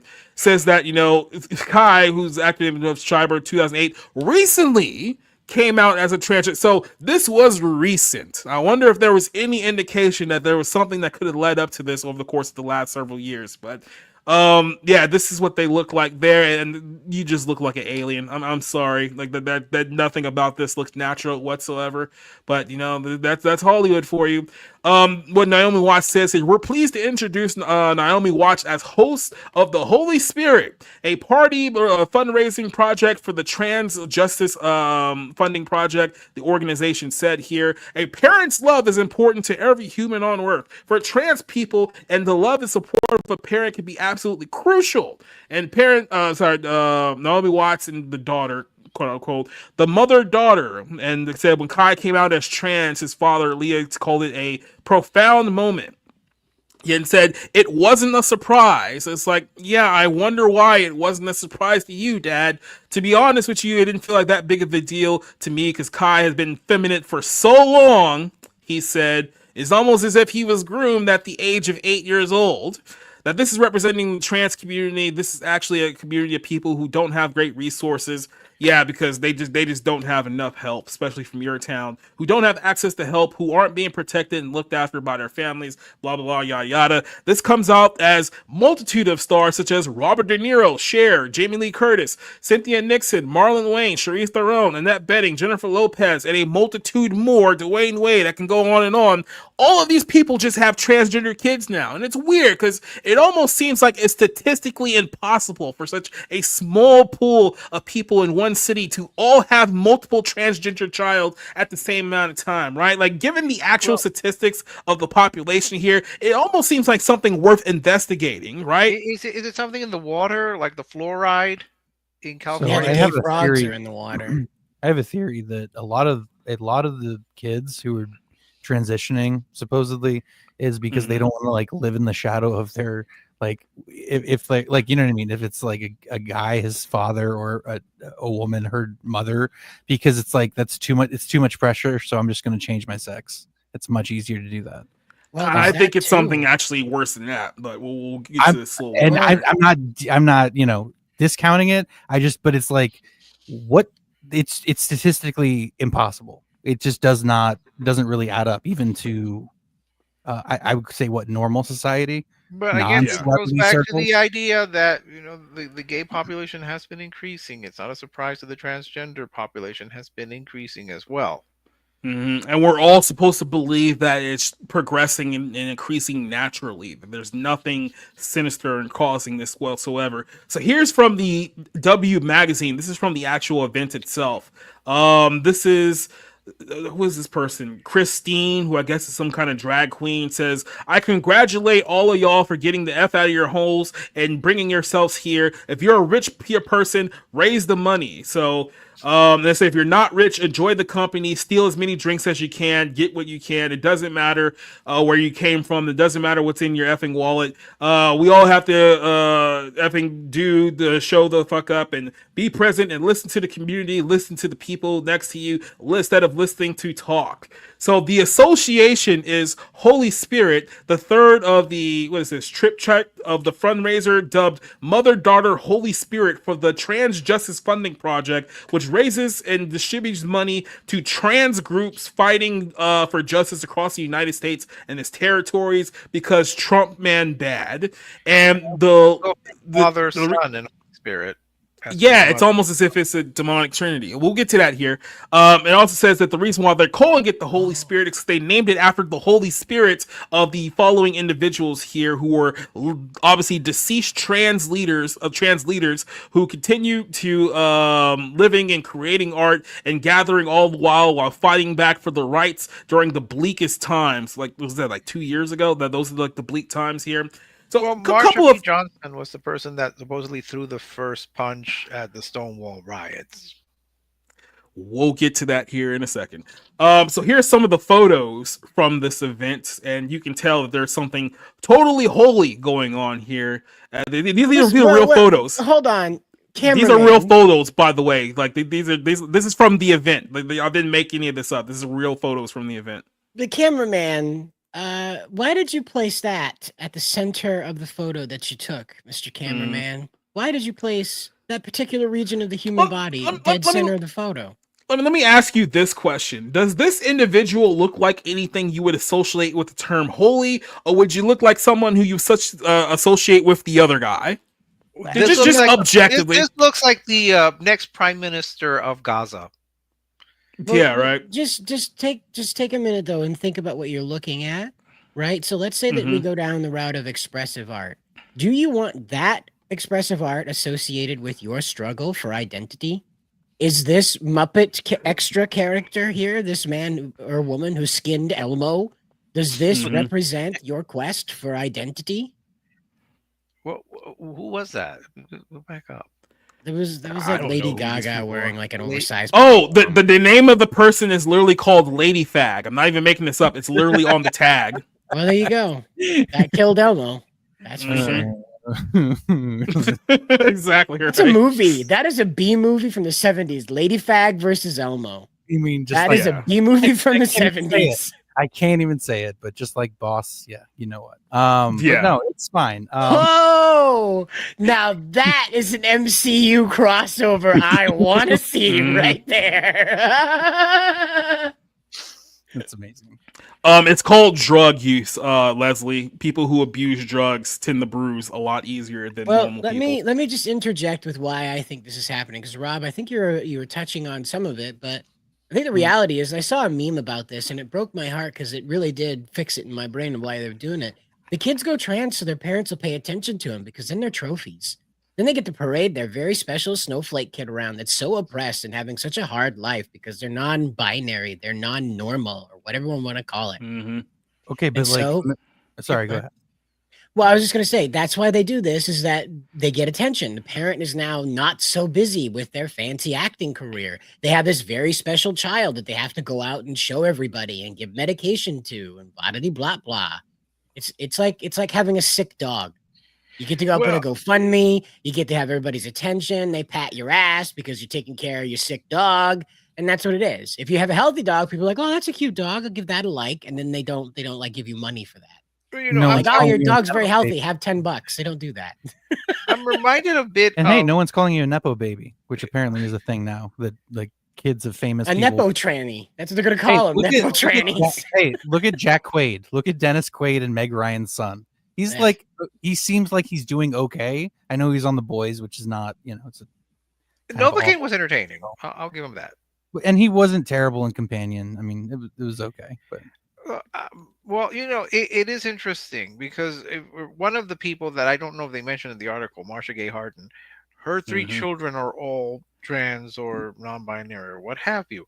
Now, having had knowing several families, it's possible if you have 3 children, it's possible for 1, maybe 2 of them to say be gay, but for all 3 to be transgender, that seems very curious. And even for Charlize Theron, these are not her biological children. These are adopted children, adopted from Africa. And I don't think that they were adopted from families that both had, quote, transgender children. I don't think that transgenderism is very big in the African continent.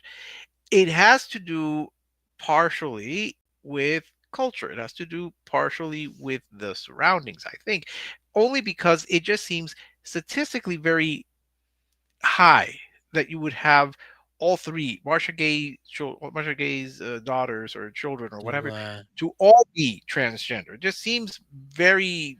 It almost otherwise seemed like a situation worth investigating, right, Rick? Do they? I don't know. I mean, they're all over. Do they 20, bless the HRT down in Africa? I'm gonna pretend like you didn't say that. So here's the thing, and then I'll go much deeper into this one, which is like I like doing the Bible Lens class because I can like dig deeper into stuff like this. This whole event, I'm gonna just be blunt here because some of you guys are gonna still fight me when I say this. That's fine, whatever. In the parking lot, when the show's over, you bet. We're gonna rumble and jumble, baby. But no, look, the entire LGBTQ movement is demonic, and you guys know that based on the things that I cover, I do not use that term loosely, especially talking about the one that's endorsed by like the Hollywood system and the Hollywood bubble. It's super demonic. These people did not. The whole event here is obviously called Mother, Daughter, Holy Spirit, which means that they're creating their own demonic trinity, which is a blasphemy of the Holy Spirit, Jesus, and God, right? But it goes even further than that. I'm gonna get to that here in a second.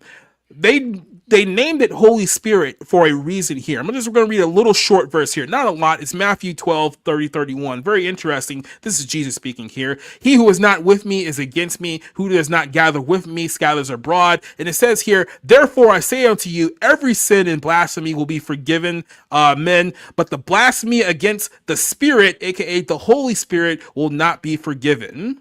So these people know exactly what they're doing when they name their event the Holy Spirit, knowing that there is nothing holy about this event whatsoever. Now, I'll go into the bigger piece of this pie here. People ask themselves, why is it that so many people in Hollywood now have transgender kids? And what's actually going on here? Why is everyone's kids trans? It's much darker than you would realize here. I talked about this in the episode of the Bible Lens. You guys can watch it on your own time, talking about the demonic origins of the transgender movement. Back in ancient times, especially ancient Babylonian times, we all know the demonic trinity of Baal, Moloch, and Ishtar. These were the people that the Canaanites and obviously other people throughout the time period were worshiping then, because these were the gods that they chose to worship over the God of Israel, right? And back during those time periods, people were worshiping an entity named Ishtar. Now, when you go to historical sources, I'm not talking about biblical sources where you can say, oh, that's just what your Bible says. I'm talking about actual world historic sources like the World History Encyclopedia that talks about stuff like this. What they would tell you is that, yeah, by the way, here's what the people did when they wanted to honor or worship the god of Ishtar during those time periods. Ishtar was known as the Queen of Heaven. There's another hint for some of our Catholic friends out there. The goddess of sex, war, and justice. She was also believed to have the ability to change a person's gender. The power of Inanna's ability was to change a man to a woman and vice versa, is well accounted in multiple poetry fragments and indicating of the existence of the people living outside of the gender binary in ancient Mesopotamia, which is obviously Babylon. If you want to figure out where that is in modern time, look at Iraq. That's basically where all that is, right?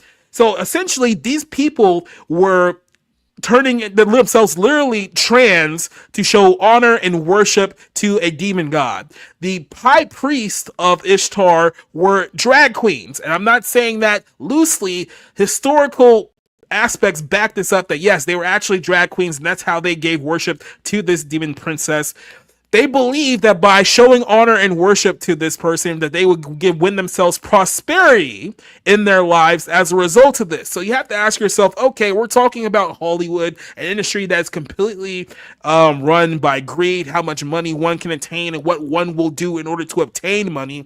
What if the real reason why so many of these people in Hollywood are so much statistically overrepresented in the trans community these days is because essentially turning their kids trans, which is what people used to do when they sacrificed their children to Baal and Moloch, when they turned them to the fire. This is their way of quite literally worshiping a demon god that's been around for about, let's say, 3,000-ish years. Maybe we're just seeing modern day Ishtar worship. Is it possible that that's what's really going on here, Cider? Or am I completely off base here? Modern day is a bit of a stretch because I don't think Ishtar ever went away. That's a very fair point. I don't think there's a modern day Ishtar. I don't think there's a modern day Baal or a modern day Moloch. There's this latest attempt at brainwashing people into thinking this is normal. That's what this is. It's the latest attempt at making this Molochos, sugar blasted Ishtars, that's what this is what they're trying to do, is they're trying to market you something that's clearly not good. And that's what it is. Like, even if you don't want to like go down the road of faith and religion on this, if you zoom out and just take a look at the symbology they're using, they clearly think this is real. They clearly operate under the belief that they need to spread this around as though it is a religious faith. So even if you don't think it's attached to spirituality, they do. Like I said, people, whether you want to believe this or not, in ancient times, people actually worship this god. It's documented. We have the artifacts to show that this did went on. Gold, for God's sakes. Look at yes. Which means that, yes, at some point in time, people did in fact worship Inanna. Now, the question is, do they still do it to this day? Yeah, I think they still worship all three of them to this day. You don't see it in the same way that they would do back then, where they would literally just hand your kid off to a flaming effigy and then burn the kid to death. But they still find ways to worship these three demon gods to this very day. This stuff still goes on, which asks the question, what exactly is going on behind closed doors in Hollywood? Because it's like, over the last 10 years specifically, it's just been like one piece of an onion after another. It's like it all started with, Harvey Weinstein. No one knew about that. Now everyone knows. Or Jeffrey Epstein. No one knew about that. Then everyone knows. Now it's like, Diddy. What was going on with those Diddy parties behind closed doors? It's just like the onion just keeps getting unpeeled and unpeeled and unpeeled. At some point, we have to figure out that I don't think that these people are going to be the heroes of this story. At the very least. I don't think they're on the right side of history like they like to tell you. I don't know if this is literal worship. I doubt it. I have no proof for that, and I have no proof against it. To be fair, I think it is a sort of metaphorical worship where you do have, your holy figures, people whom you would look up to and say that these are people that we want to emulate and admire. I can't say if this is the idea of the trend. All I can say is that it does seem rather curious. I don't know that many poor people who do have transgender children. It just seems to have, in this case, a lot of very wealthy people who have a lot of transgender children. I have very little knowledge of all this. I don't think and besides, whenever I think of Ishtar, I always think of that Dustin Hoffman, Warren Beatty movie. That's the first thing that pops into my mind. The Elaine May disaster that set female directors back 25 years. Yes, I actually have seen it. I reviewed it for Summer Under the Stars, and yes, it deserves its reputation. So I don't know. I don't know. I honestly do not know any of this because I don't study it or delve into it to the degree that you do, Jacob. But I do wonder if perhaps some of these children who have become adults and who are transgender are actually just gay and don't want to admit that they are gay. So they'll say, I'm a woman and I'm now straight. I don't know. It's all very confusing to me. I grew up believing that, some people are men, some people are women, and that was the end of it. Well, I just want to say this, Rick. You'd be surprised that most male to female transitions don't take an interest in men. They stay straight as an arrow. They just happen to be a woman now, so that makes them a lesbian. And lesbian dating apps are full to the brim with bearded men who want you very much to believe that they're a lady. And it's interesting that we grew up, at least I did grow up, believing that your sexual orientation was immovable. You could not change it. Now, apparently, you can if you just change your body. So if you go from a man to a woman. So much for born this way. Well, according to the World History article here, it says very clearly that the gods also blame same-sex relationships as seen as documented in the Almanac of Incantations, which contains prayers to both opposite and same-sex couples. And it says here that a man who had sex with a man of his own social status was thought to bring good fortune and prosperity to that couple as well. So like I said, maybe there was a reason why there was a lot of baby oil at those Diddy parties. That's all I'm saying. It just says a man who had sex with a man of his own social status was good, and a man who had it with someone below the status was not good. Now it is interesting that this idea of same-sex blessings has gone into certain Christian denominations, though I still argue that Episcopalians are church-going atheists. I'm not shifted from that view, but it does. Methodists are quickly joining them too. So who knows? Yeah, right? Methodists are getting there, but it's kind of entering. I am fascinated though. I want to see when you have same-sex weddings in Mecca. When are we having those? That would be probably never going to happen. That would be the true Queers for Palestine. When we see the same-sex ceremony, mass like the Moonies, they would have a same-sex ceremony right in front of the Kaaba. Yeah, someone tell CM Punk that's probably never going to happen. So, Rob, I'll let you get the last word here before we move on to our closer here. Yeah, I really don't know what to say to a lot of that, but I will say that people have pretty much doing what they've always done. What they get up to behind closed doors. Powerful people, ancient Rome, ancient Greece.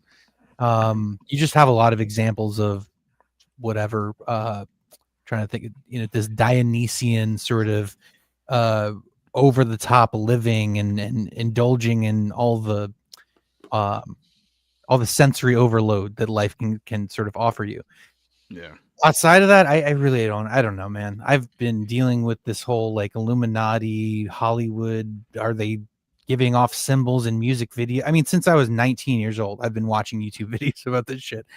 I stopped watching because they freaked me out too much. That's literally the truth at 20, 21 years old. So perhaps it's something I haven't given that much thought to in terms of how real it is, but there's enough evidence to suggest that there's at least, even if you don't believe in God or believe in the God of the Bible or Jesus Christ or any of that stuff. You have people that are seemingly interested in subverting that constantly.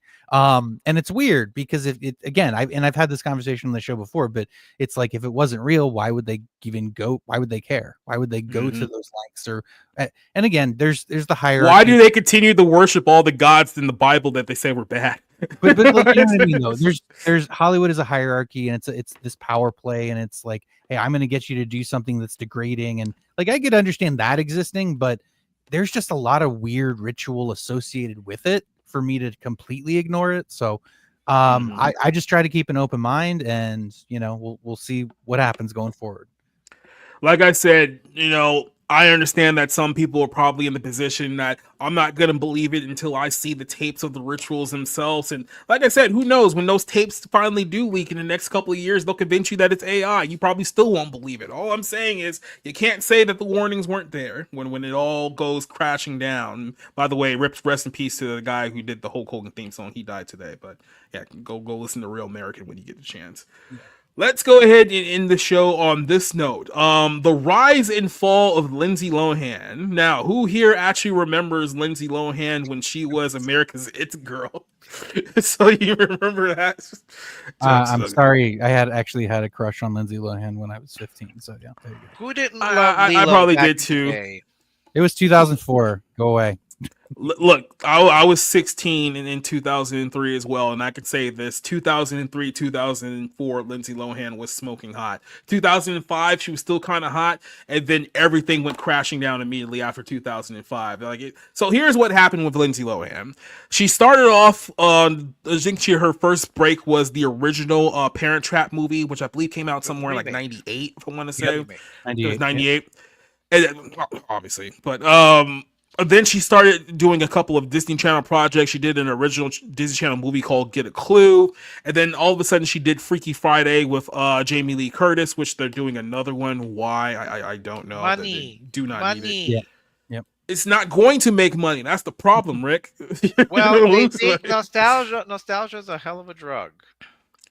So then at about 2004 is when Lindsay Lohan's career really blew up, because that was when she got the leading role in Mean Girls, and that was when Hollywood is like, okay, we're strapping a rocket to this girl, right? She was like 17 years old, had barely just turned 18. Is that before the Herbie Fully Loaded? That was before Herbie Fully Loaded. That came out like a year before. Oh, 5. But yeah. It was big for her. Like, neither wasn't like a big mega hit for the, but yeah, Mean Girls came out, and that was like a big cultural hit, like for her. So she was the new it girl. They tried to give her like a music career. If you guys remember, they actually tried to make her a singer at one point. We'll get to that later on here in this show. And it looked like the sky was the limit. She was literally the Sydney Sweeney before Sydney Sweeney. Like, she was like a hot 18-year-old girl with huge cans. Everyone was trying to bang her. Wilmer Valderrama got there like before she was even 18. I think he was like 30 at the time, so that was a whole thing with that, but we'll discuss that later on. Then all of a sudden, like I said, it was right after Herbie the Love Bug, she started getting into the party scene in Los Angeles, and by the party scene I mean cocaine and booze, and her career came crashing down almost immediately. It's like, the next thing you know, like, she was out every single night at clubs. She was 18 at the time. I don't even know how she was even getting into nightclubs, but I guess LA doesn't care if you're a celebrity. She was stumbling out of places drunk. There's photos of her doing cocaine and having coke on her nose and all this. So she was a mess. Then she started becoming unreliable for her film projects, and then no one really wanted to be associated with her anymore. And then by the end of the 2000s, she was doing like, what was that terrible movie that she was in somewhere in like 2000? Yeah, that one. Canyons? No, that came a few years afterwards. I Know Who Killed Me, I think, was the movie that basically was like, you're right. Yes, the tombstone power driver in her career at that point. Like, she was done, and personal life became a mess. She started beefing with her parents, who, let's be honest, they were dirtbags too, so it should have been any surprise whatsoever. She had drug issues. She was basically having sex with anything that moved at that time. Her life was a wreck, and really her career never recovered from the heights that it was at at 2004, 2005. Like she was basically right there, and it's like the roller coaster didn't even like go down; it just fell off and never recovered. But let's go back to a happier time of Lindsay Lohan's rise. Let's go back to 2004, right when she was, like I said, the Sydney Sweeney before Sydney Sweeney. There's an old episode of MTV Diary with Lindsay Lohan, and it goes to show you just how big of a star she was in the window of 2004. So let's enjoy a happier time in Lindsay's life. Well, who knows? Maybe it wasn't a happy time in her life because she was kind of screwed up behind closed doors too. So let's enjoy Lindsay Lohan. I'm strange when you say it. Yeah. Having a full-time career when you're only 17 can be a little overwhelming. But in my very own video diary, you'll see that even though there's a lot of traveling and work to be done, I still. Her mother wasn't much better. All right, yeah. Yeah, both their parents are scumbags. I'll show you how I like to get down Mexican style when I take a weekend trip to Cancun for spring break to promote my new Cultural movie. appropriation. So cute. When all the work is done, it's time for ladies' night out. As long as we can figure out where we're supposed to eat. Wait, where are we going? Help! Next, I want you to follow me to the Big Apple. Going into the trailer, where you'll see that being on a movie set is not always what it's cracked up to be. That is gonna make you fart. Then we'll go back home to LA, where we'll strut the red carpet at the Kids' Choice Awards. And then take some time off with my best friends. Hey, I may have a hectic life right now. Okay, Lindsay, Let's just pause here for just a second before we get into the intro for this show. This is what this poor girl was doing at the age of 17. She was essentially a high school senior. It was like, yeah, let's go to Mexico, then let's go to LA, then let's go to New York. Can you imagine any of us trying to live this lifestyle at 17? At the edge of 17? No. Like, it shouldn't be a shocker that her life completely fell apart there. By the way, for those of you guys watching on YouTube, just in case something happens here with YouTube, because YouTube's been gay recently, we are here on Rumble, so just make sure you have the Rumble link up. We're not going anywhere on Rumble. We're riding this baby till the wheels fall off. So let's go. I went to Cancun to promote my movie Mean Girls. Cancun was cool. It was fun. It was spring break. Yeah. So we're going to TRL for MTV. Yeah, let's take a 17-year-old girl to Cancun in Mexico. What could possibly go wrong? Well, it's probably safe. It was probably safer back then. I'm pretty sure that she won't be into any illicit activities in Cancun as a 17-year-old woman. It's all work related. It's gonna be a little crazy, but I'm so excited. It's spring break. It's Cancun. There's a lot of stuff going on. Hey, Lindsay. Hey, how are you? Everyone's in like bikinis and stuff. TRL Radio was hoping to do like a 5-minute interview with you. Broadcasting live from Cancun with Lindsay Lohan. How's it going? I'm here promoting my new movie, Mean Girls. Mean Girls is about a girl who's coming to a high school for the very first time ever and gets caught up. I've seen Mean Girls recently. It doesn't hold up as well as it did 20 years ago. Now, to be fair, let's be completely fair here. We probably only watched it 20 years ago because the three leads were hot. And that's probably the only reason why we were interested. But when you take that away and just look at it as a movie, it doesn't hold up nearly as well as you think. I will say that you made me watch the music. Drop 10 pounds like that. It's very relatable. I think girls my age will get a lot from it. Thank you very much. Good to see you again. So on TRL, I had a contest. We're gonna set you up after the break against Matthew Perry. But I didn't really know what it was gonna be. Oh Matthew no. Perry, there's a model of Matthew Perry in Cancun could have only have gone great. Body parts of theirs the fastest. They said I have to sign like people's body parts, which I'm a little uncomfortable with. I don't know these boys. Yeah, I think that's a sensible reaction. Yeah. Let's have this underage girl sign the body parts with a bunch of drunk frat guys like in Mexico. What could possibly go wrong? By the way, this is what we consider entertainment in the mid 2000s. This is straight like exploitation TV is what it is. Exactly. I should practice right now, like what'll be fastest. Is he competing against Matthew Perry? Start signing, people. Everything's always faster when you do it, because like you're in the moment and the adrenaline rush is so much more intense. And some guy like came up to me and pointed to like a random part on his body, on his ass or whatever. Let me sign a piece of paper. The guys are worse than all of this. I'll have you know. I was killing him. 3, 2. All of a sudden they called Yeah, it. but Rick, there are and it was cameras. and Matthew kept Hold on. I think Matthew wrote his number on that girl. So, Lindsay, I'm sorry to tell you, you lose. I totally won. Matthew. I sound so bitter. It's I should have won. sexism. I guess that's You what won spring break because is about with it's MTV. sexism. You do stuff that you don't expect you're gonna do. No, you could have said no. I'm not going to do It was that. fun, wasn't it? Oh my God. I had fun. After TRL, She's there to promote a movie, Rick. All right, so we're going to dinner in Cancun. Crazy. Natalie and I were gonna meet my publicist Ruth. I wasn't sure where we were gonna meet. The only thing I knew was the name of the place. Oh, it's called Vericos or something. I don't know where it is though. Which is I guess if we just Paris. mention it, we'll be okay. We got in a Just look cab, on your and I don't smartphone. speak Spanish. Vericos. It's 2004. They don't have one. Yeah, I know. I'm pretty adventurous, but You look up their Nokia. They try to figure out Fucking 411. They could have bought everything maps. would be fine because we had a cab. I thought that would help us. It didn't. Vericos, which I think is Paris, Spanish. Why are we going back the other way? This is literally how like white women get kidnapped in Mexico and like sex trafficked. Just going in a direction where I didn't recognize anything. Do you speak any Spanish? Where are we going? ¿Dónde vamos? al centro. I know how to say it in French. Ooh, eh. No, that's where is. Ooh. Do you speak French? Well, the only thing I knew how to say was no habla español. And that's all I kept saying to the driver because he just kept freaking speaking Spanish. Yeah, you're in Mexico, Closer to the honey. hotel. It was funny, it was cute, it was a little cute, but now it's just like, where are we going? Wait, let's go. Oh. We were like, let's Wait, go I'm sorry. somewhere where a lot of like people are that might know how to Don't speak they Spanish. tell the We should cab go into, driver, like, Pericos, por favor? That you would know? all these people. No. So we went to Planet Hollywood. Do any of you guys speak Spanish? No, man. Okay, well, they're no help. All of these Americans, Mexico. Go back to your own country. Like we need 20 minutes. We got this 17-year-old minor running around the streets of Mexico. Can't communicate the language of the country. What could possibly go wrong? To the house of the margaritas.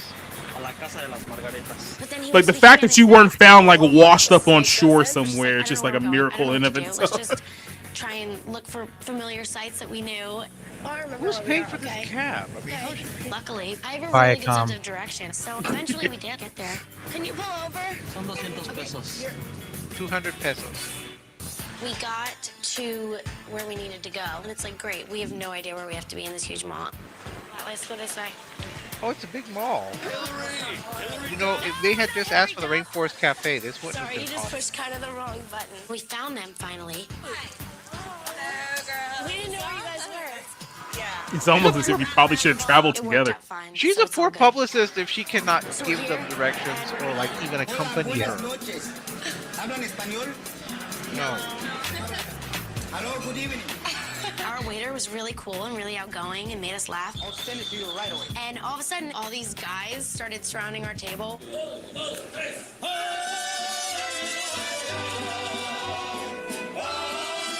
I would have stabbed someone with a fork.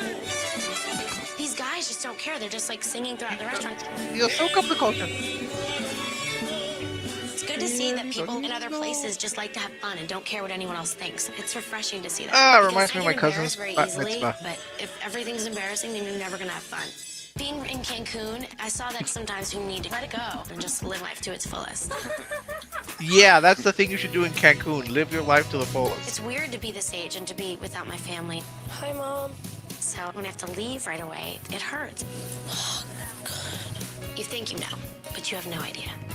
And it turns out we really did not have any idea. That was a really ominous line there, Lindsay. You maybe want to take that again and be like, see you at SummerSlam or something, A maybe? sub n equals n plus 1 over 4. The only thing I know about, I mean, I know Right, something about that's teen girls. like- It's apparently a big thing with teen girls, and the love interest is annoying. It was a Flew in terrible from Cancun, went to Montclair, New gay Jersey. We were shooting at Hallmark a high school Christmas and a movie. movie I have coming out It called was Mean one Girls. of the worst things I've ever This is a little seen. bit different from Cancun, right? It's a little cold. It's a little cold. We had to do these little bites for like commercials and previews for the movie. It was fun because I had fun people with me. Going into the trailer. This is Christopher. And this is Peter. Hey. Christopher and Peter, they're two of the funniest people I've ever met in my entire life. You need to go out Like more. hysterical. If you think they're funny. I highly doubt either one of them are funny. When you're working on movies and stuff, there gets to be a lot of downtime. Such cool lips. Angelina Jolie. Doesn't get you excited. And it's relaxing when you have fun people around you. I'm hungry. Isn't it time? What time is it? It's almost 2:30. That day, I had a 20-minute lunch break. All right, yes. Sounds like a regular job, 20-minute lunch break. Yeah, even at McDonald's, they give you 30 minutes. What the hell?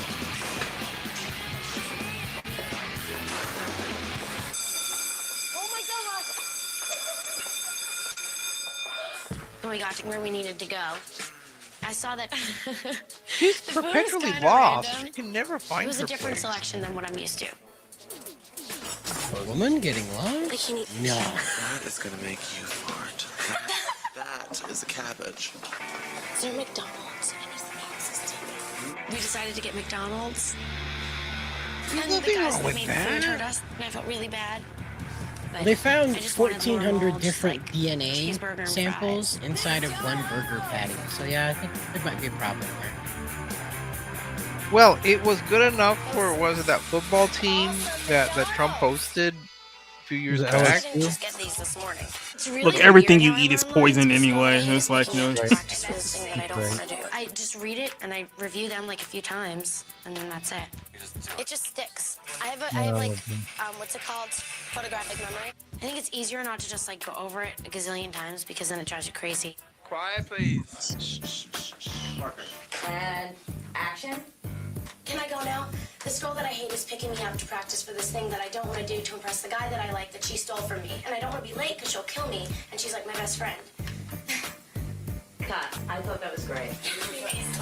Is that from Mean Girls? After I was done, Yep. I was going to Oh. the Newark airport in New Jersey to fly to LA.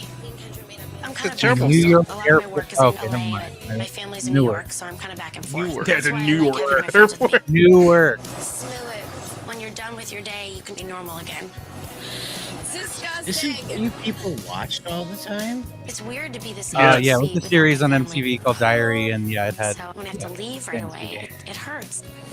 You know, now that I think about the Newark airport. This was basically the show where Hollywood stars try to pretend like this is what their life was. They're to try to make normal. it seem like we're normal, just like you. And like literally a year later, Lindsay Lohan arrested drunk on cocaine again, just like you. It's sad. because I miss my I'm family just a lot. curious. You know, now when we talk about the Newark airport, They're made me very think. supportive of me. My family's proud Does of me, Maine so have it's an airport at all? Or do you Portland, have to like right? row? You have No, to- Maine, you can only travel through boat. Yes, you have to like rent out a boat and just row your way. No, we have two of them. One of them is notoriously the smallest international airport in the United States. Wow. I thought Harris was one in your- fucking small. That's one in your backyard. It has one escalator up and one escalator down and 4 gates. That's it. That's amazing. Yeah. Natalie and I get into a little bit of trouble. You here sure and you don't there. want to We're be crazies annexed when we're in back the to car. Canada? You just put the music on really loud. Back? And just have fun. Oh, I'm sorry, back to Massachusetts. You were part of Massachusetts at one point. Lately, it doesn't feel too different. So. I love driving, but I made Natalie drive this time. It was not good. Wasn't she involved in, like She'll be some driving in a crazy lane where there's, like, a chase car right with here and right here, her and she goes with right Yeah, her I think so. personal Of course. assistant? She was chasing her personal assistant at one point, and she had to, and the mom had to call scares me. because she thought they were being like We were going chased to by Petrozelia, roid rage which is a people. clothing I'm pretty sure at one point Lindsay Lohan tried to abduct a family in the Middle East. I'm pretty sure that was the thing that happened Sometimes too. you get free stuff. I was just wondering if there's any like She cute was- dresses she was and trying to stuff, will you save put them some, aside for me like, before Allison and conflict. Nikki get there because they'll take it. We got there and it was scary because I walked into this room full of girls. Oh my god! Yeah, I understand. You walk into a room full of girls, you feel terror. This Yep. is just bound to get a little crazy. That's usually my reaction when I walk into a room full of girls, just sheer terror. Nani was trying to help everyone at once, and she's only one person, so there's just a lot of talking going on, and you don't know where to look or who to listen to. There's or part what of to me do or that what to misses say. theater. This is part of Oh the. my god! This is Panic part of. attack. Yeah. I love you. I love you too, honey. So much. Not that Finally, part. the other girls When kinda got when what were they you in wanted and theater? left, and it was just All easier. my high school. I'm We an talked about it a award-winning little bit. stage actor. Yeah. Oh, Comfortably, okay? I would love to have seen some of your performances. Did you have pink hair hippie people too? Oh yeah, we did. Yep, we did. It's fun to wear. This dress. Only a couple of them were recorded.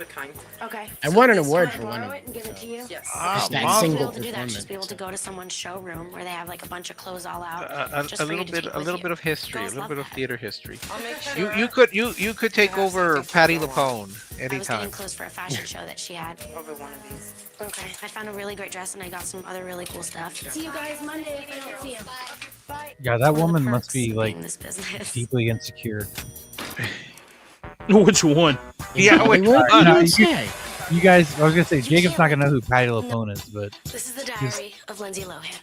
to be in the theater world, Broadway, and 3rd, still be he asked me what deeply day it insecure was. after like 30 years, October 3rd. Yeah. that's 2 never weeks going later, away. We spoke again. It's raining. Wasn't she on Life Goes On? Wasn't she the mom on Life Goes On? I have no idea. It's It's funny that I know her and see my Rita friends Moreno be from normal again. Oz, of all things. That day, Remember did a when bunch it was of a little stuff, bit ran around the scandalous to box and see bought a lot. someone's I wanted butt the crack? NERD CD. Because their Yep. pants We were went so to low. Tower Records, And now and you're there's, just like, kind of this signing disgusted there. when you see that. Like, Well, remember this is also before like Parents. BBLs and like Kardashian ass was like Exactly. popularized too. Yeah. So So when that was like, it was like, oh There were wow, so that many means people there. something. You know? We were in innocent. Okay, you can leave now. He's gone. Finally, Pharrell gets on the bus, so we went up. Rooney. she went to a Tower Records. Yeah. Rooney, I'm impressed. And there were people. still Didn't out there, Rooney and I guest guess they started star on the noticing OC me, once? I used to watch that which show was a kind of lot. cool. Jesus Christ, Rick. But You're I talking didn't about when I was in expect high someone school. autograph when I'm getting asked to get a CD. I want them to have a picture of me for I love the like, OC. ass. My Like, generation. I watched sign it, for one person, but, then you know, I sign was, for you anyone know, else. That wouldn't like be very 15. nice of me. So my friends went to get the CD. Yeah, an ENT CD.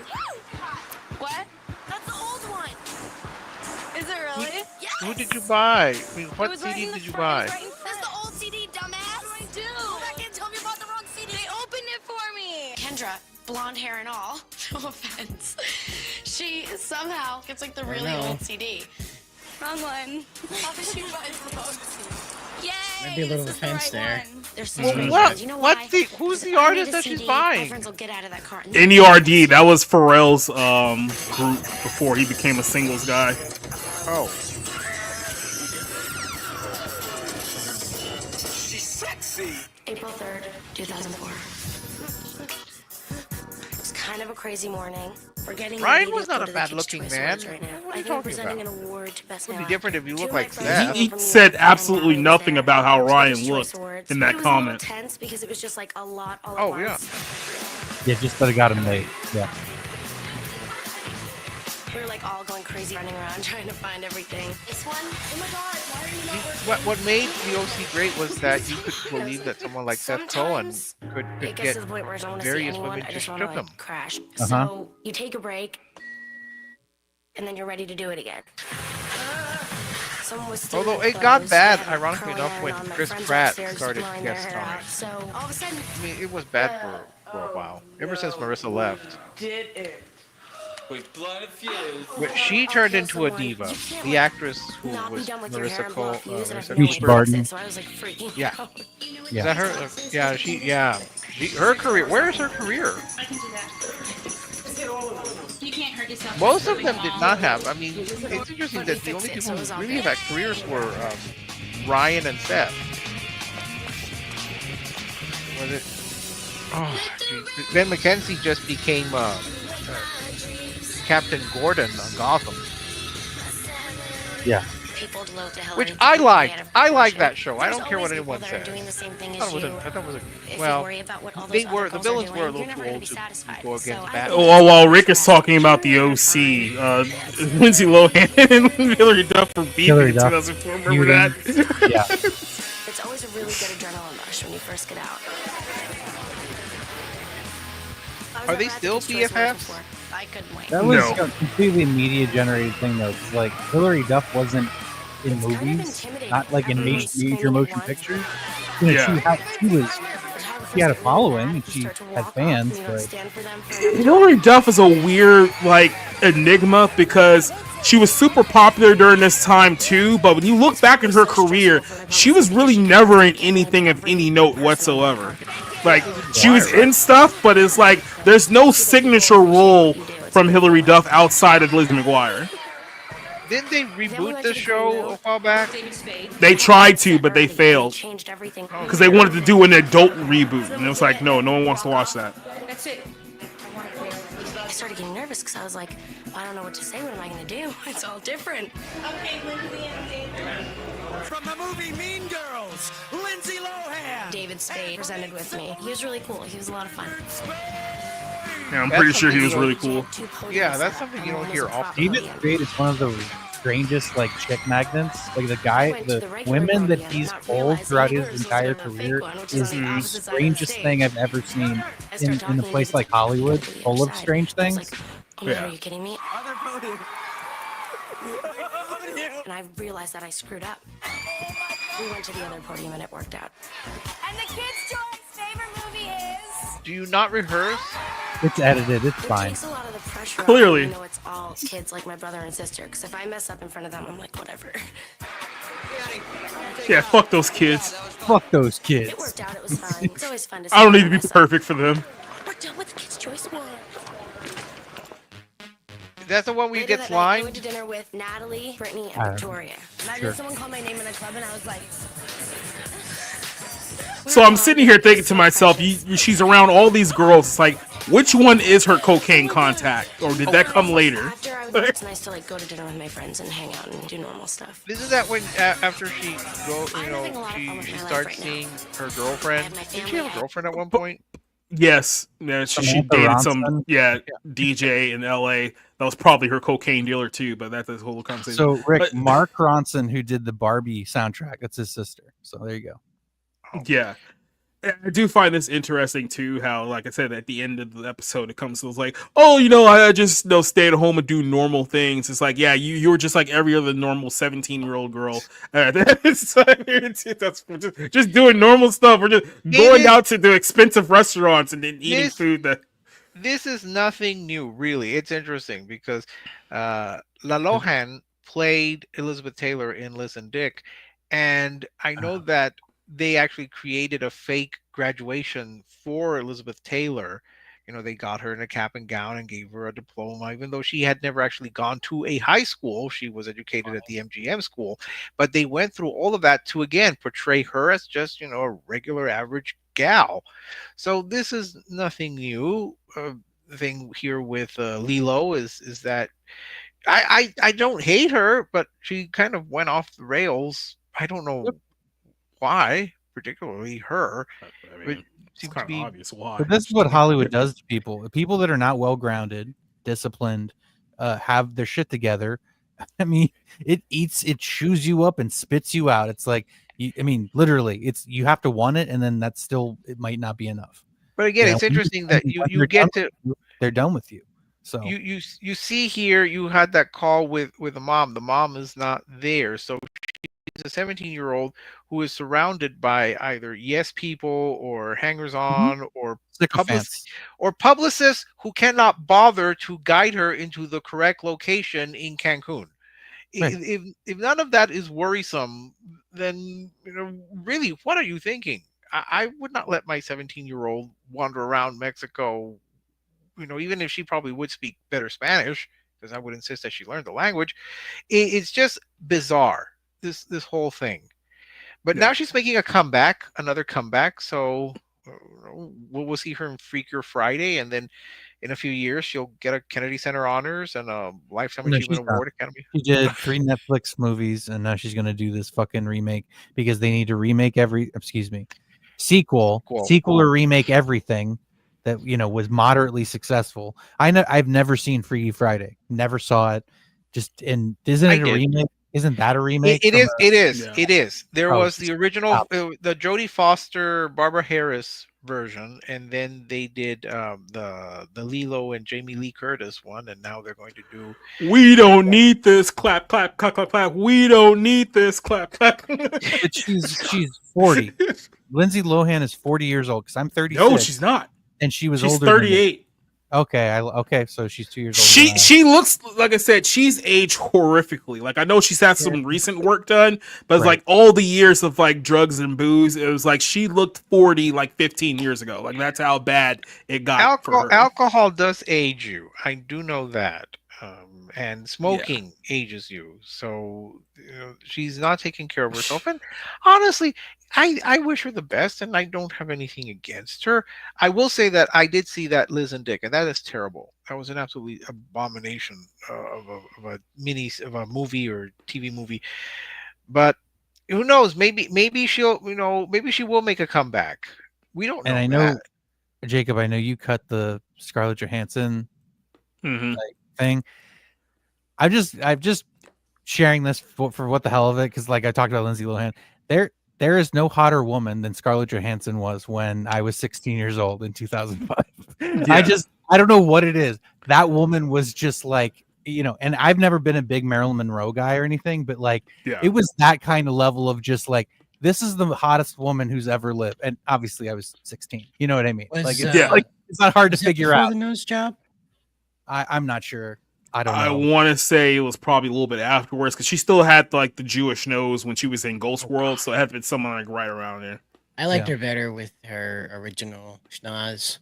Her new schnoz kind of kills it for me. And then the supposed breast reduction is also a bit of a ScarJo has always been great, but I am disappointed that she considers Colin Jost to be the man of her dreams. That's weird. It's such a weird, like, yeah, I don't believe it. Like, you know what I mean? It's like Margaret Qualley's with what's his face, and she's not great looking, but I'm like, really? Though to be fair to Colin Jost, my gay best friend does find him like his hall pass or whatever. Anyway, it's like, look, she got herpes from Ryan Reynolds like a long time ago, so she's probably not that. And then also, let's be real here. We always like to think of, well, who else did Harvey Weinstein get with? It was like we always think about all the women who said no. I'm 99.9% sure Scarlett Johansson was one of the women that said yes, and I'll leave it at that. Hush. That is Jacob's position. That is certainly not anyone else's here, at least publicly. And certainly I would say Scarlett Johansson was hot up until, I would say, what was it, Don John, and then it felt like it was just kind of slow descent like after that. So that was terrible. I mean, of course it was. But yeah, that's it for our show. So let's go ahead and give you guys a chance to promote anything that you guys got coming up. We'll go ahead and start with this guy over here, Rob Motto. How's it going? Yeah, pretty good. So got nothing really to promote. We got June coming up, so I'm sure I'll create a reason to watch more movies based on the date and the time. But yeah, I'm really excited for F1, which is coming out next month. The Joseph Kosinski directed Brad Pitt Formula One race car movie. So I'm excited to see that on the big screen. I'm probably going to go see Mission Impossible again this weekend in IMAX, because I just did a regular theater watch the first time. But as always, you can follow me over my Twitter. I talk about movies. I think I've actually done a pretty good job of sticking to movies lately, but of course, every once in a while I'd like to, upset the beehive. So follow me over there. I pretty much do nothing but watch movies. So I'll see you later. All right, then let's jump over to Rick. Yeah, well, I'm way behind on some reviews, so it's a lot of reviews that I have to do. I'll be watching the new Karate Kid movie, not by choice, but because I've been asked to. So yeah, that's pretty much it. Just movie reviews and just thank you for everything here. So I have nothing. Happy 150th. That's yay. All right, that's it. Cider, what you got coming up? You're muted. Of course I'm muted. It would have been great if I did that right, because then this would have made sense, but now it doesn't. So anyway, you missed the Bounding show on Monday. It's over. You missed it. Yep. And the next time you're going to be able to see everybody together again is this weekend on Saturday, when we launch the new retro show. So that'll be that. That, I believe, is at 3:30 in the afternoon. So you can drop by, say hello, check in with everybody, and relive the memories that we were just going through here. But with Spencer and Nerdigans teaching me all about the the things that I missed while I was living in a tree, apparently. So that'll be Saturday at 3:30 p.m. Jacob will be there to also guide us through this, sort of like our nostalgia shepherd. There we go. Yes, that's the word that I would use. Letting you guys know what I got coming up here. Yeah, like I said, Wednesday's kind of free up, so give me a little bit of time to try to catch up on some movie reviews. And like I said, I'm just gonna have to take it one day at a time to catch up on some of the things that I missed. I know this week, I think the movie that's coming out is like Karate Kid, which after watching Cobra Kai, I'm not really that interested in watching the Karate Kid movie, if I'm being honest with you. But there's a lot of things that I need to catch up on. And then, like I think my first big one back will be Ballerina, because that comes out next week. So I will start back to doing movie reviews here soon. Like I said, I just need to do a little bit of catch up and then we'll back in the swing of things. This coming Sunday, we will have a Bible Lens. Go back and check out the Bible Lens from last Sunday. I go into great detail about telling you how Mission Impossible movie was basically a story of Gnostic origin, and you can go back and find out the whole thing on last Friday's show. This week we're going to be catching up a little bit on the whole thing with the Pope and being the American Pope, and is there going to be a push for Roman Catholicism here in the United States of America in the coming months? Probably yes. So then we'll talk about that on Sunday. Monday we'll be back with 01. Saturday we'll be doing the retro show. Then Tuesday we'll be back over here. So thank you all for joining us here. I can get everyone back on the stream. Thank you all for joining us. Everyone who's watched us on YouTube, on Twitter, and on Rumble, thank you very much. And I guess the only way to end tonight's show with the subject matter that we did here is talk about Lindsay Lohan's music career, because she did sing at one point. So now I'm going to punish you all with a Lindsay Lohan live performance. So here you go. Good night, everyone. See you later. I told you she was the it girl.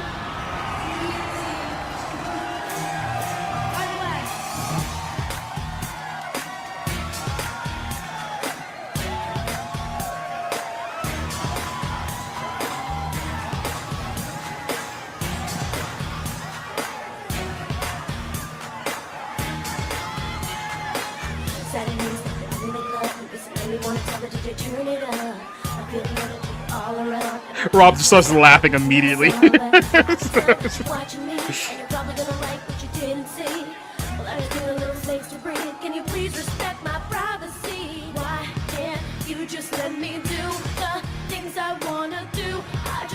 I'm bored. I was wondering how long you keep that going. You guys have a good night. Rob's out of here.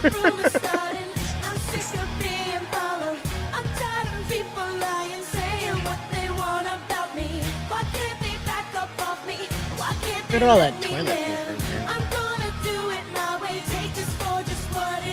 I mean, it's New York, New Year's Eve. People are probably shitting in the streets, if we're being honest with ourselves. No, it's not San Diego. He's trying to do more like a rap here than sing. Well, she can't sing. That was the whole thing. It was like some producers just put her on a bunch of auto-tune to make it seem like she could sing, but she couldn't. And again, this goes back. They did this a lot with stars from like the 50s. Sal Mineo tried it. Sam Hunter tried it, although he actually had a hit.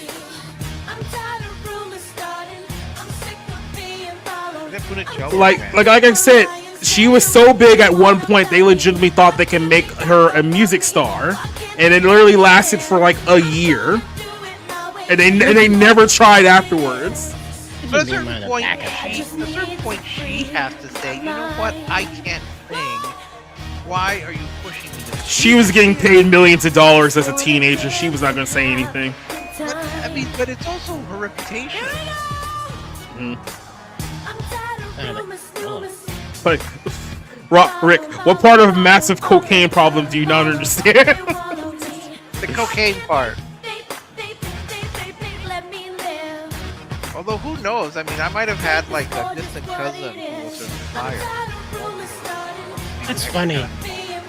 The girl gang leaves, the man comes in, starts flirting, physically flirting, then the girl gang returns and the man leaves. There's some symbology there. She was the queen of TMZ for a while. Like, all the stories were about her. And you can imagine being one of the backup singers having to back this up. I'm gonna get paid. I don't care.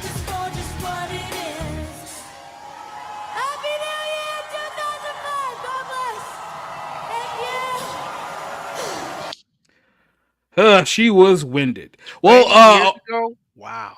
yes, this was almost a full 20 years ago. That's how long it's been.